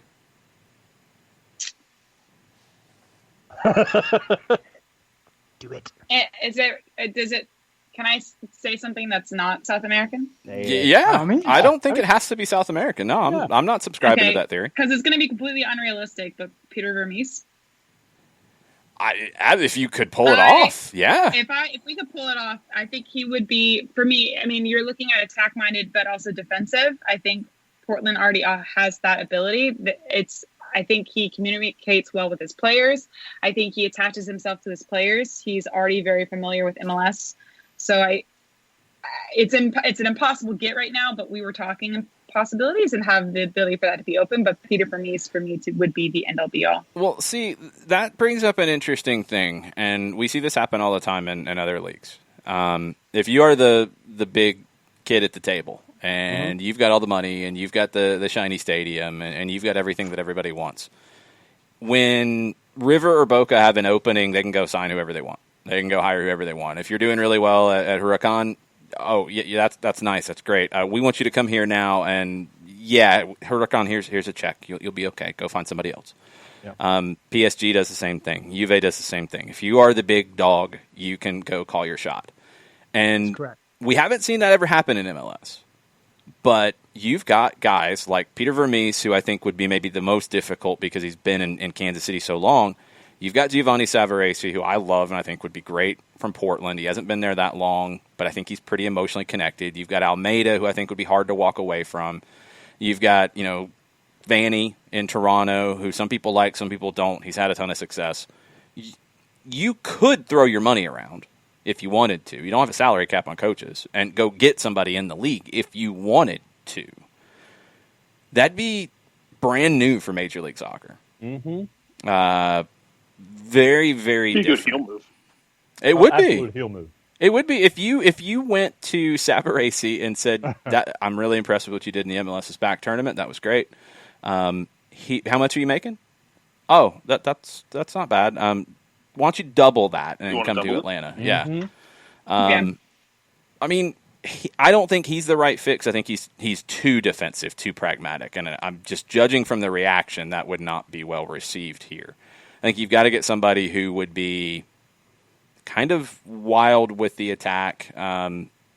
People say that they would be happier with the 4-3 wins. I don't know if they'd be happy with the 3-4 loss, but we might find out. I don't think there's somebody in MLS that, like, if I'm going to go realistic, because I usually try to stay on that side of it, I don't know if there's the right person with the right job that you could go get who hasn't been there long enough to have these connections. Wait a minute. There's a really good manager who's only been in the job for 5 league games with the team he's at, and he got to the final of the MLS's back tournament. Orlando.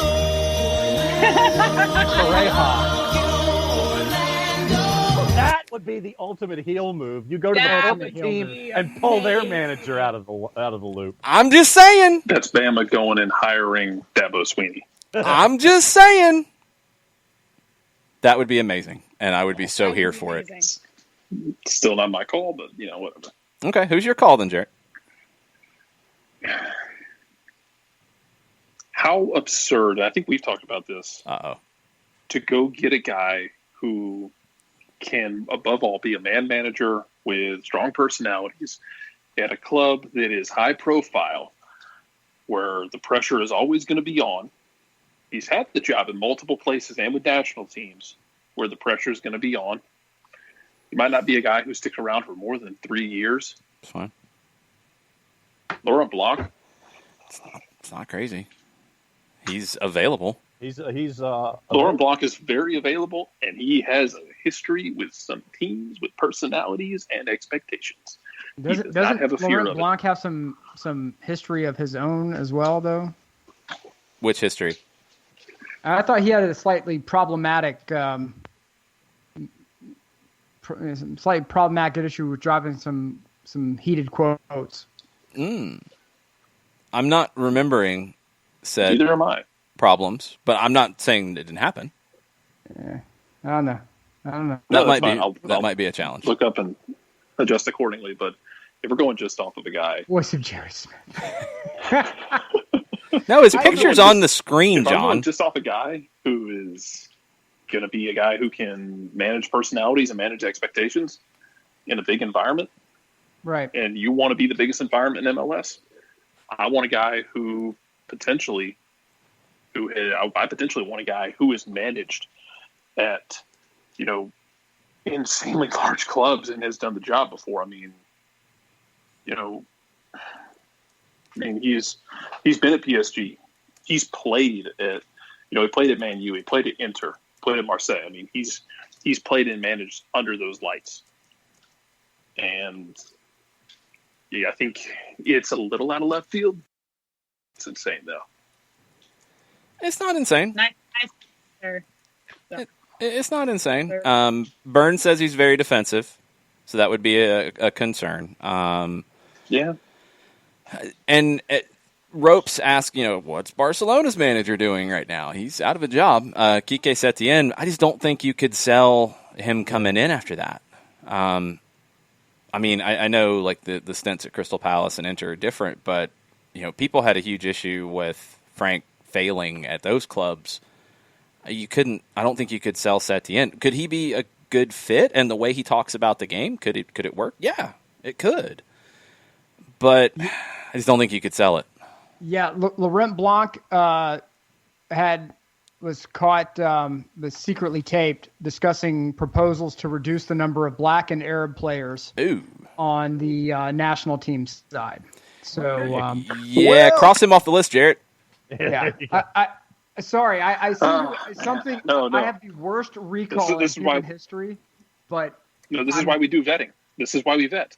Yeah, something in my head was just like, there's something about the name Laurent Blanc that's just reading like to me, and that was Yeah. Okay. Which Cross is him off. amazing because Zizou's actually from Algeria originally. One of the best players your country's ever produced wasn't actually born.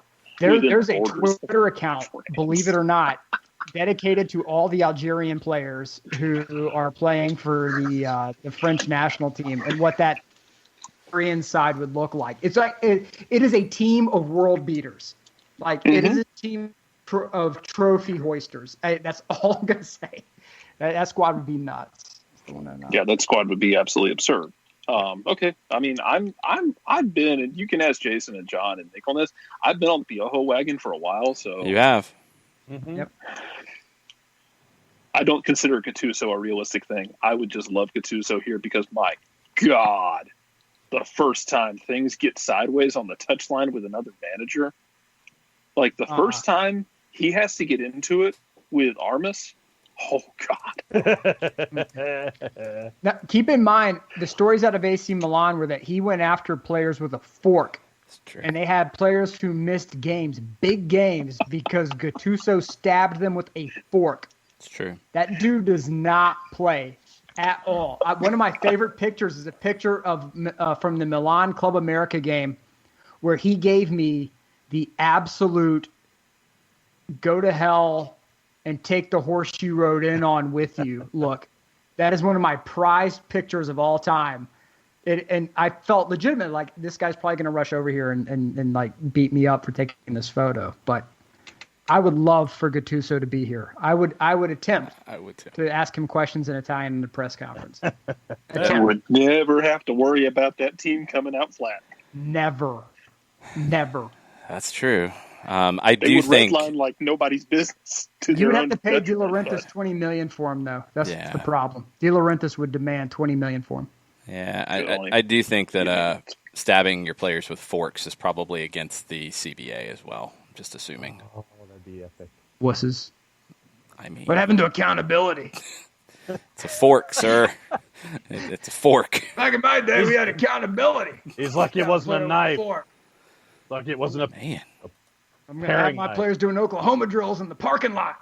Yeah, really? Y'all are savage. I'm all in. Just go cut a check to Orlando and steal Oscar Pereja. I just want to see this happen just for the headlines. Epic. Oh, that'd be so. That would be. Oh, that would be so NWO-ish. That would be so. Would be. It'd be Bash at the Beach NWO. It would be. When Hogan does the heel turn, that's exactly what it would be. And you announce it right before you go to Orlando. Mm-hmm. Yeah. So who's getting the leg drop? Is it Dwyer? Has to be Dwyer. Has to be Dwyer. That guy hasn't done anything. No, he's got to turn on somebody like important that people actually care about. Nani, yeah, you give the leg drop to Nani. Nani did get the leg drop. You do the you're gonna shake his hand and thank him for his time there, and you enjoyed working with him, and then leg drop. That's what it is. That's awesome. That's what you do. Why not? I like it. If you have the money, spend it. That's the thing. If you have the money, spend it. Make it worthwhile. But there will be a premium. Mark my words. If this buffoonery here in America with COVID does not go away, because people don't want to wear masks, at me, I don't care, and you keep having these global finance issues as a result, you're not going to be able to spend as much on players, which means that the people who put the players in place are going to be more highly valued. Watch the run on managers that's going to take place within the next 2 to 3 years. And so if you want a good one right now, now's the time. If you want one of these up-and-coming managers, get them now. Because I guarantee you in 3 years they're not going to be there. The run will be done. It's going to be gone. I'd agree with that.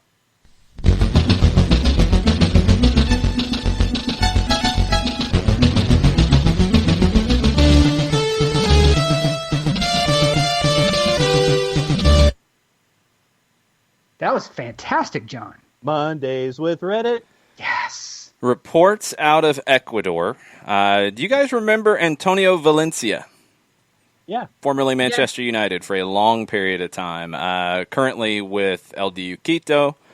He will be available on a free after this season, and he is being linked to Flamengo in Brazil. He's 35 years old.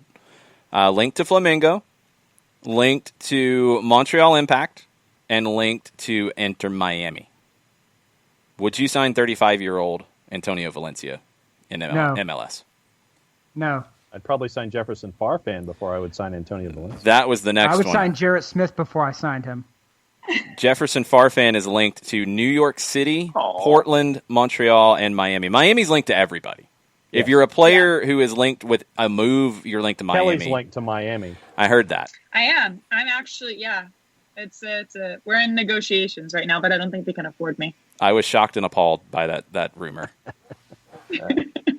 I was not shocked and appalled. Oh, wow, really? I was not shocked and appalled by that rumor. Shocked and appalled. I did not think Kelly would be talking to Miami. You know, when David Beckham calls, you got to answer it. You know, you got to answer. Yeah. You know, Kelly Francis. I just want to talk to you briefly. He does. I don't care. He sounds like someone put a Muppets in a vice grip. He sounds like what, Nick? You want to repeat that? Sounds like a Muppet who has his in a vice grip. Hello! He does. It's like the first time you saw Mike Tyson and you saw this mountain of a man, and then they're the like, voice came out. Mike, what do you think about this fight? Well, I'm going to go in the ring. I'm going to slaughter him. It's going to be a massacre of all kinds of destruction. Like, you're like, what? Hold it, what? But you didn't say anything because it was Mike Tyson. But then you see David Beckham, and you're like, oh, my God. You're supposed to be like, hello, it's a fantastic game. No, it's like, hello, it's a great game today. And then Manchester United, and we're going to go to Miami, and my wife's a Spice Girl. And Don't you do – no, Victoria Beckham is a queen. Don't do that. Does it change the fact that that's his wife? Can you – Victoria, I've got some of the mates coming over. Can you please get a charcuterie board together for the mates coming over? No. You turned him into Michael Palin. What happened? That's what he sounds like. I don't care how the man looks. The first time he was not, hello, nice to meet you, I'm David Beckham. I'm like, whoa, no, just do more of this. Just do the half turn and maybe the That's nod it. of the head. He doesn't have to say anything. Just look good. Just kind of tuck your chin in, tilt. Do you see David Beckham in any speaking roles in commercials outside of hit it and keep it, out of that commercial where he had the MLS commercial where the kid kicks the free kick and gets the jersey? Have you seen him in any speaking roles in commercials? Does the Trick Shot Pepsi ad, he didn't have any speaking role. Nope. Because they all know the truth. Muppet. The Japanese We're beer learning ad. about the letter K today. I don't think that the Japanese beer ad was a speaking role. I'm just saying. Jeez. Man. Good-looking man. Wow. Very good-looking man. He does not need to talk. All right, we're going to finish with this. Gustavo says, our problem is that we're discussing coaches, not playing styles and players. We've had this conversation before on STH in the morning, so John and I are going to sit this one out because we've talked about it before. I want to start with you, Kelly, and then Jarrett, and then Nick to finish us off and see us out of here. Playing style. The conversations come up about, Darren Eales has had the line that's been repeated by everybody. Everybody zeroed in on the whole thing about rather win 4-3 than 1-0. How important for you is playing style? Does it have to be like Tata? Does it have to be something different? Does it have to be anything? Is it just about winning? And what do you think about the roster as it is currently constructed? Is it good enough? Players only, just the roster. Is it good enough to make a run for MLS Cup this year? Those are your two questions. Playing style, I don't think it has to be similar to what we've done in the past. I just think the first and the most important thing for me is that we have life when we play. I saw a lot of that life and that energy of our players basically being sucked out when we started playing, and sort of what the quote-unquote negative play would be with De Boer. I think I would rather watch a game with our players where it's fast-paced, it's entertaining. There will be some moments where we hold our breath because defensively we can't get back or we can't organize as quickly, but we still hold together. I think defensively we have a great back line. I love Mesa. I love Robinson. I think Escobar is hit or miss sometimes with his accountability and consistency. But I think, and that bleeds into roster obviously in a second, but I think I would rather see a game again, where we would possibly lose 3-4 because it's still entertaining. We still played the game out, then losing a game 1-0 or there's got to be. Let me ask you this, because this is the part that I think has been left out of that discussion. I think winning 4-3, obviously, you score 4 goals, it's going to be more entertaining. It's going to be crazier. You give up 3, you might have some problems depending on how you gave up the 3. The question, I think, the real question is, would you rather lose 4-3 than win consistently 1-0? I think that's the question that people aren't asking. I think it would depend on the way we win 1-0. Okay. Because the way we were winning 1-0 and the previous weeks up to when obviously it all sort of came down was we weren't organized. People didn't know what they were doing. We were watching that and we were confused. I mean, it's one thing if we win 1-0 and we have like a game where I can't remember the goalkeeper, maybe you guys can let me know, but basically I think it was Minnesota, but this also goes into anytime we play any team, it feels like the goalkeepers stand on their heads. I want to feel like the goalkeeper standing on their head to make sure that we don't score as many goals as possible.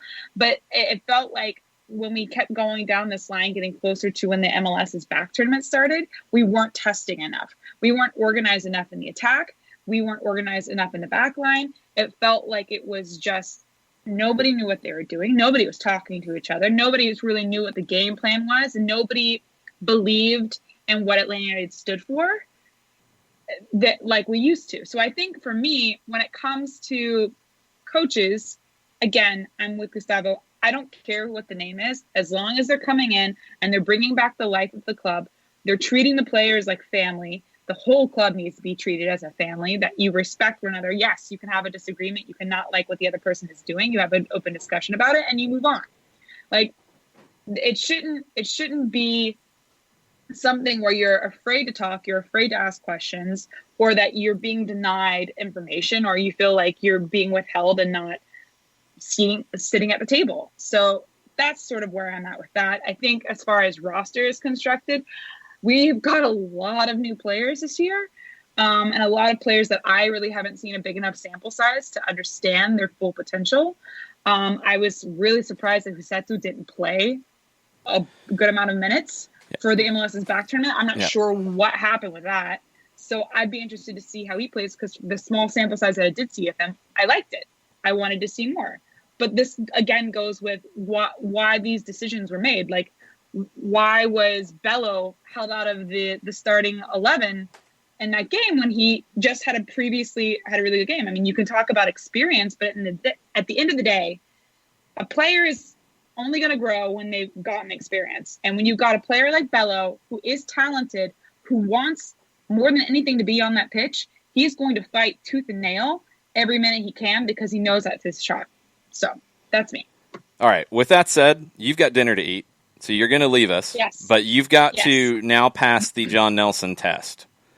When John leaves the show, he is very good at pressing disconnect, but with I think it has been called the State Farm agent smile. So you've got to disconnect, but you've got to leave the still shot that meets the criteria, okay? Okay. So when you disconnect, you've got to have the right frame right here, okay? Okay. And thank you for hanging out with us, and we will talk to you soon. Of course. Bye, guys. Bye, Kelly. Bye. I think she got it. She nailed it. She nailed it. She blows you out of the water, John, with that. That's the best one. That's amazing. All right, Jarrett, your take. Style and roster. I mean, as far as playoff goes this year, I'm not worried about it on the grounds of, what do we get? Let's say this plays all the way out for this season. We get 9 teams in each conference, right? 10 and 8. I think it's 10 and 8 is what they're going to say. 10 out of 14 in the East, and then 8 out of 12 in the West. 4 teams. Okay. 10 teams in the East. Can you name me 9 teams that are better talent-wise than Atlanta United? Yeah. I think they can just, even if things don't go perfect, I think they can raw talent their way to where they need to be and to get into the playoffs. There's just enough raw talent there, even if it doesn't click perfectly, where you can just hit the wall enough times with a big enough hammer, the wall's eventually going to fall down when the hammer's that big. And I think that is something that we might see happen in that instance where, it's not always pretty, but they're going to be able to get through just because they're Atlanta United and they have an obscene amount of talent. As far as going forward, I mean, I will maintain what I've said before. The moment that people have fallen in love with in their minds is still that stretch of home games in 2017 where you played in Mercedes-Benz and you were just lighting people up left and right. And you were playing an unsustainably fast, high-pressing, high-energy style. Considering the condensed schedule, you're going to have a condensed schedule again, so you're not doing that. At least in my opinion, you're not doing that again. When people say they want their old Atlanta United back, I'm never sure which one they mean. I'm assuming it's that one. I don't know exactly what necessarily I want out of a style because you're kind of limited in what you can do. You can't really. It's harder for Atlanta United to sit there and play, a sit and counter style because teams come into Mercedes-Benz Stadium, and there's a handful of teams in this league that come into Mercedes-Benz with the intention of playing. Maybe a handful. Oh, yeah. Rest of them, it's a small number. They're going to be sitting. Yeah, maybe. I mean, maybe 3 or 4. They're going to come in there and actually try and play you. Otherwise, the rest of them, they're going to sit back and you're going to end up with what you've talked about earlier, which is 2 teams just sitting across the field looking at each other like bumps on a log. So it's a matter of, do you want to kind of rope the dope with them and kind of hold some possession and then try and hit, the vertical ball or, the long diagonal to break them open to see if you can play possession to lure them up the field? Do you give them the ball and ask them to carry it? I'm not sure because we've seen them succeed in so many different ways. We saw them succeed in that stretch in 2017. Again, not sustainable. You won a cup playing, a sit and counter style in the playoffs. You've seen success with the Boer style now. I mean, you won a bunch of those games where Kazan's having a clean sheet and you're just putting up clean sheet after clean sheet, winning 1-0, 2-0, that sort of thing. It's winning. It's not as fun to me, but I think results will bear more than necessarily style with a lot of fans. I mean, they want to see a winner on the field, and yeah, you've had situations. You go back even last year. You talk about those games where it was clean sheets, this, that, and the other, where they only had 1 or 2 goals. Go back and look at stuff like the game in Vancouver, where you probably could have had 5 goals in that game. Just looking at the score sheet's not going to tell you everything. So I don't know exactly what you're going to get in terms of style. It's because it's because of the way teams are going to play you.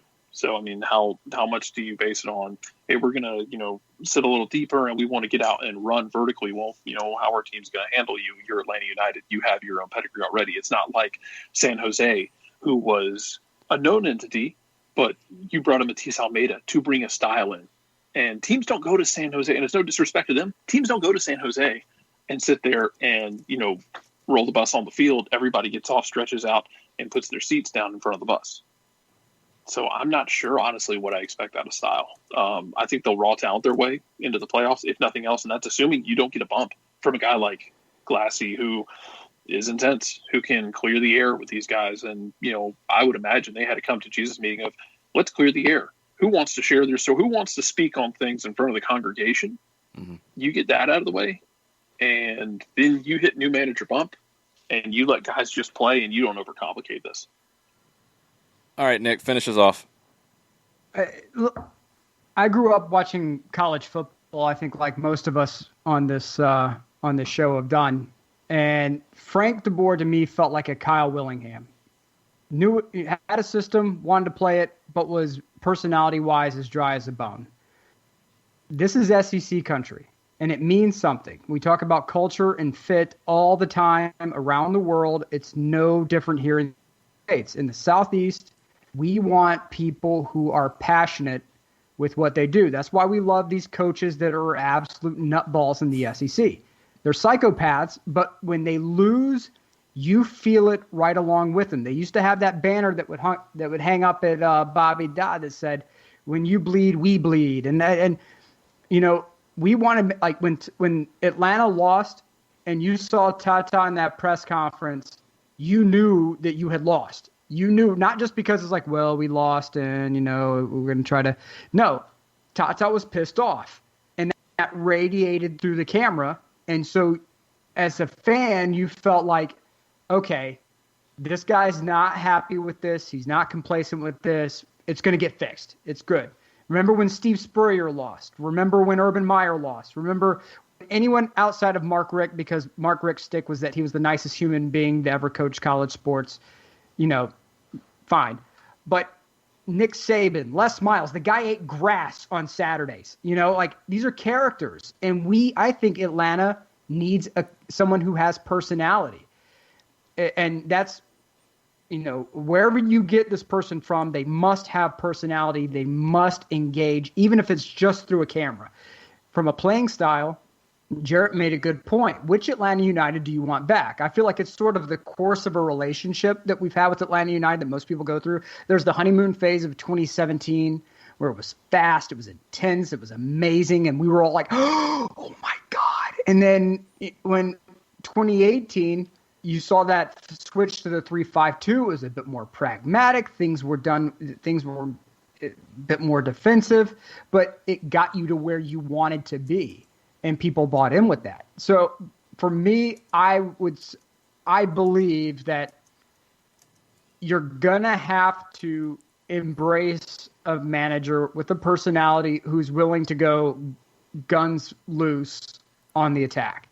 And that will mean you may win 4-3, you may lose 4-3, and Atlanta's just going to have to figure out how to be okay losing 4-3 now and then. From a talent perspective, and I know that from a system standpoint, that's not very specific. No, that's fine. I just believe that because I don't want to pin down like we need gegenpressing here in Atlanta. Yeah. I don't think that's the answer. I don't think we need a bunker and counter. I think we need somebody who says, you know what, we're going to go for it. And if we have a load of chances and the crowd's oohing and eyeing and they're staying up out of their seats, I'm doing something right. And hell, that may be glassy to get it done. But I believe this team, if you look around the league, LAFC has guns in the starting lineup to get the job done. They do not have them on the bench. They do not have the defensive capability of keeping many people off the board.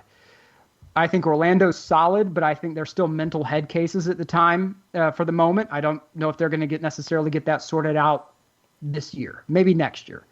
Red Bulls, they just seem to purge all talent that remotely comes through their ranks. Okay, that's fine with me. NYCFC can get it done. Their manager may have to do some more kind of cabaret shows for them or something to get the job done. I'm not sure, but they could probably get there.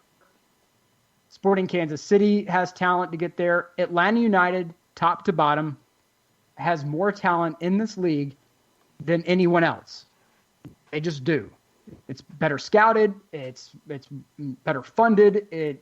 You have players who on the bench would probably be starting for 80% of the other MLS teams out there. I feel very comfortable in saying that. Yeah. This is more than enough talent to get into the playoffs. It's more than enough talent to get to the deep run. Glassy's going to have to fight his urges to overthink on, in those situations. I think he can. I don't think that's a knock on Glassy. I think any manager who's new to this, to the top flight domestic, team, domestic league would probably have those urges. It's not just a Glassy. Yeah, I don't think that has anything to do with Steven as a manager. I think that's no. being that's the first time issue. At the dance. Not a Glassy issue. It's a human issue. Yeah. But I do believe that this team is going to need a manager who plays attacking ball first. Whether it's 4-3-3, 3-5, I don't care. But it needs to be attacking, and it's almost like damn the torpedoes at this point, and just make me enjoy showing up. Yeah, it's going to be an interesting ride. I mean, I don't get too hung up on style. I think sometimes you can box yourself in with style, and get yourself into a bad spot and create limitations for yourself. Yeah. I'm like that about winning games. Like, I want this team to win games. And yes, I want them to score more goals than one in doing so. But I'm also not go nuts and give up 3 goals a game and expect that to be enough to win titles, because I don't think it is. I do think there comes a time where you do have to make a decision. And I do think, based off reactions that I've seen from people, that losing games, no matter how you're losing them over a period of time, is going to be unacceptable. Even 4-3 losses, you lose back-to-back 4-3, people will have serious criticisms of giving up 6 goals. Will they be as loud as if you win back-to-back games 1-0? No, they won't. But that scale is just really hard to manage. I think the talent is good. I know there's a lot of questions about the players who came in versus the players who went out. I think the sample size is too small. I'm with Kelly on that, and I've said that before. I think it's just we don't know yet. You are going to have to evaluate that. Is Manuel Castro going to be a guy that you're going to keep? You got him on loan. Okay, is he going to be a guy you want to keep long term? Josetu, did it just not click with Frank? Is there talent there? Are we going to see more? I'm happy with Brooks Lennon. I'm happy with that move. The forward situation, I wish you could have somebody like Joseph on the bench. You can't. You just can't afford it right now. You go out and you get Dom, you get Torres. Those are going to be 2 that a lot of people are going to be looking at to see what they do to this team. I think they're shrewd moves, but they've got to perform. Yeah. How many other teams are out there getting Kubo Torres? And the guy was a double-digit scorer who has a green card. I mean, what else? Got him on a free. Who do you want them to get? On a free. On a free. Green card, former double-digit scorer in the league that you play in, on a free. Who else do you want to get? That's a big move, and Bernd and Gustavo are talking salary cap, and that makes it to where you can't have a lot of misses in your recruitment. I'm totally with that. You've got to get your signings right, because you just don't have the room to go fix them. I think the moves that they made, especially with Torres and Dom, are shrewd ones because you got both on a free. Dom, I don't even remember his signing being talked about as a TAM signing. I might be wrong. The way the roster situation, the cap is structured now, he could be bought down with allocation money and not be considered a TAM player like you would have before. So we don't know what his salary would be. But you didn't have to pay a transfer fee, so that helps you. You didn't pay a transfer fee for Torres. You get him because he's available, because of what he's done in this league. I think those 2 signings can change that perception of this roster. I think the roster talent is there. I'm with you guys on that. But it's still early in the season to write guys off at this point for me. Right. And this year's a hard year to write anybody off. It's just such a crazy year. Correct. You've got to get the recruitment right. The recruitment was so good at the beginning. I think a lot of people have given Tata Martino a lot of credit for that. A lot of people have given Paul McDonough a lot of credit for that. I don't know how it was divided up, and nobody truly knows. Nobody will know that. I don't think the recruitment has gotten worse. I think it's about getting the most out of the talent you have, and I don't think Frank was able to accomplish that in 2020 after Joseph Martinez was injured. If he had not been injured, I think we'd be having a different conversation about things. Yep. But he is, and this is where we're at. And this happens. We've seen it. We've all seen it with different teams around the world where things can be going okay. Somebody gets hurt. It all falls apart. The manager's the one who's got to go. That's how it goes. So that's where we're at. It's going to be interesting to see what choices Stephen Glass makes on Saturday with the lineup. It's going to be interesting to see what choices he makes with the structure. And it's going to be interesting to see what choices the club makes long-term about the manager position and the style and what they want to see long-term. It's been a fun soap opera to watch so far since 2017.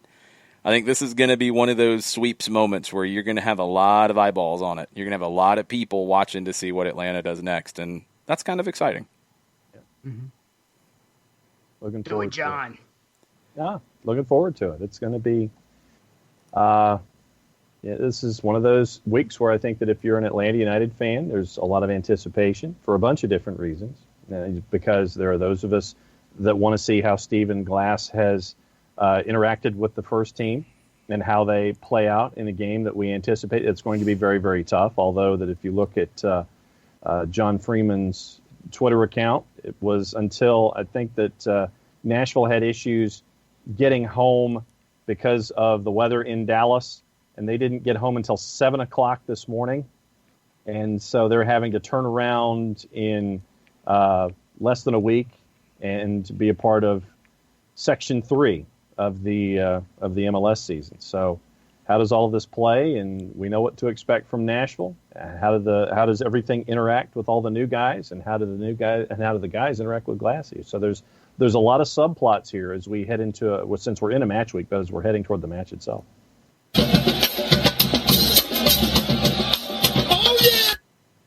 I just wanted to end with that because I like that one and it didn't fit at any point in the show. So there you go. Do it, Glassy. Take the job, baby. It's all yours. Do it. It's going to be fun to see. Give me Iron Maiden. I want Iron Maiden soccer. Give me Iron Maiden soccer. All right, Nick, send us home. We got to go. All right, we're out of here. Thank you so much for tuning in, everyone. Thank you for chiming. Thank you, Gustavo, down in South America, for giving us the South America perspective. Thank you, Bern, for our official German correspondent. Yes. And I want to thank pretty much everyone for tuning in and being a part of this wonderful show. The people, and watch the line tomorrow. Watch the line tomorrow responsibly. Until then, it is Nick, it is Jason, and it is John speaking out for Kelly and Jarrett. Jarrett, I hope you have a wonderful night. Get those kids to bed. Get the kid to bed, Jarrett. Yeah, she's already in bed. That's why I'm always late. Oh, there you go. All right. Well, I got to go do that now because I'm getting like gibberish text messages that are. I'm going to go eat dinner. All right. Until then, mucha, mucha, euro, y'all. All the lyrics.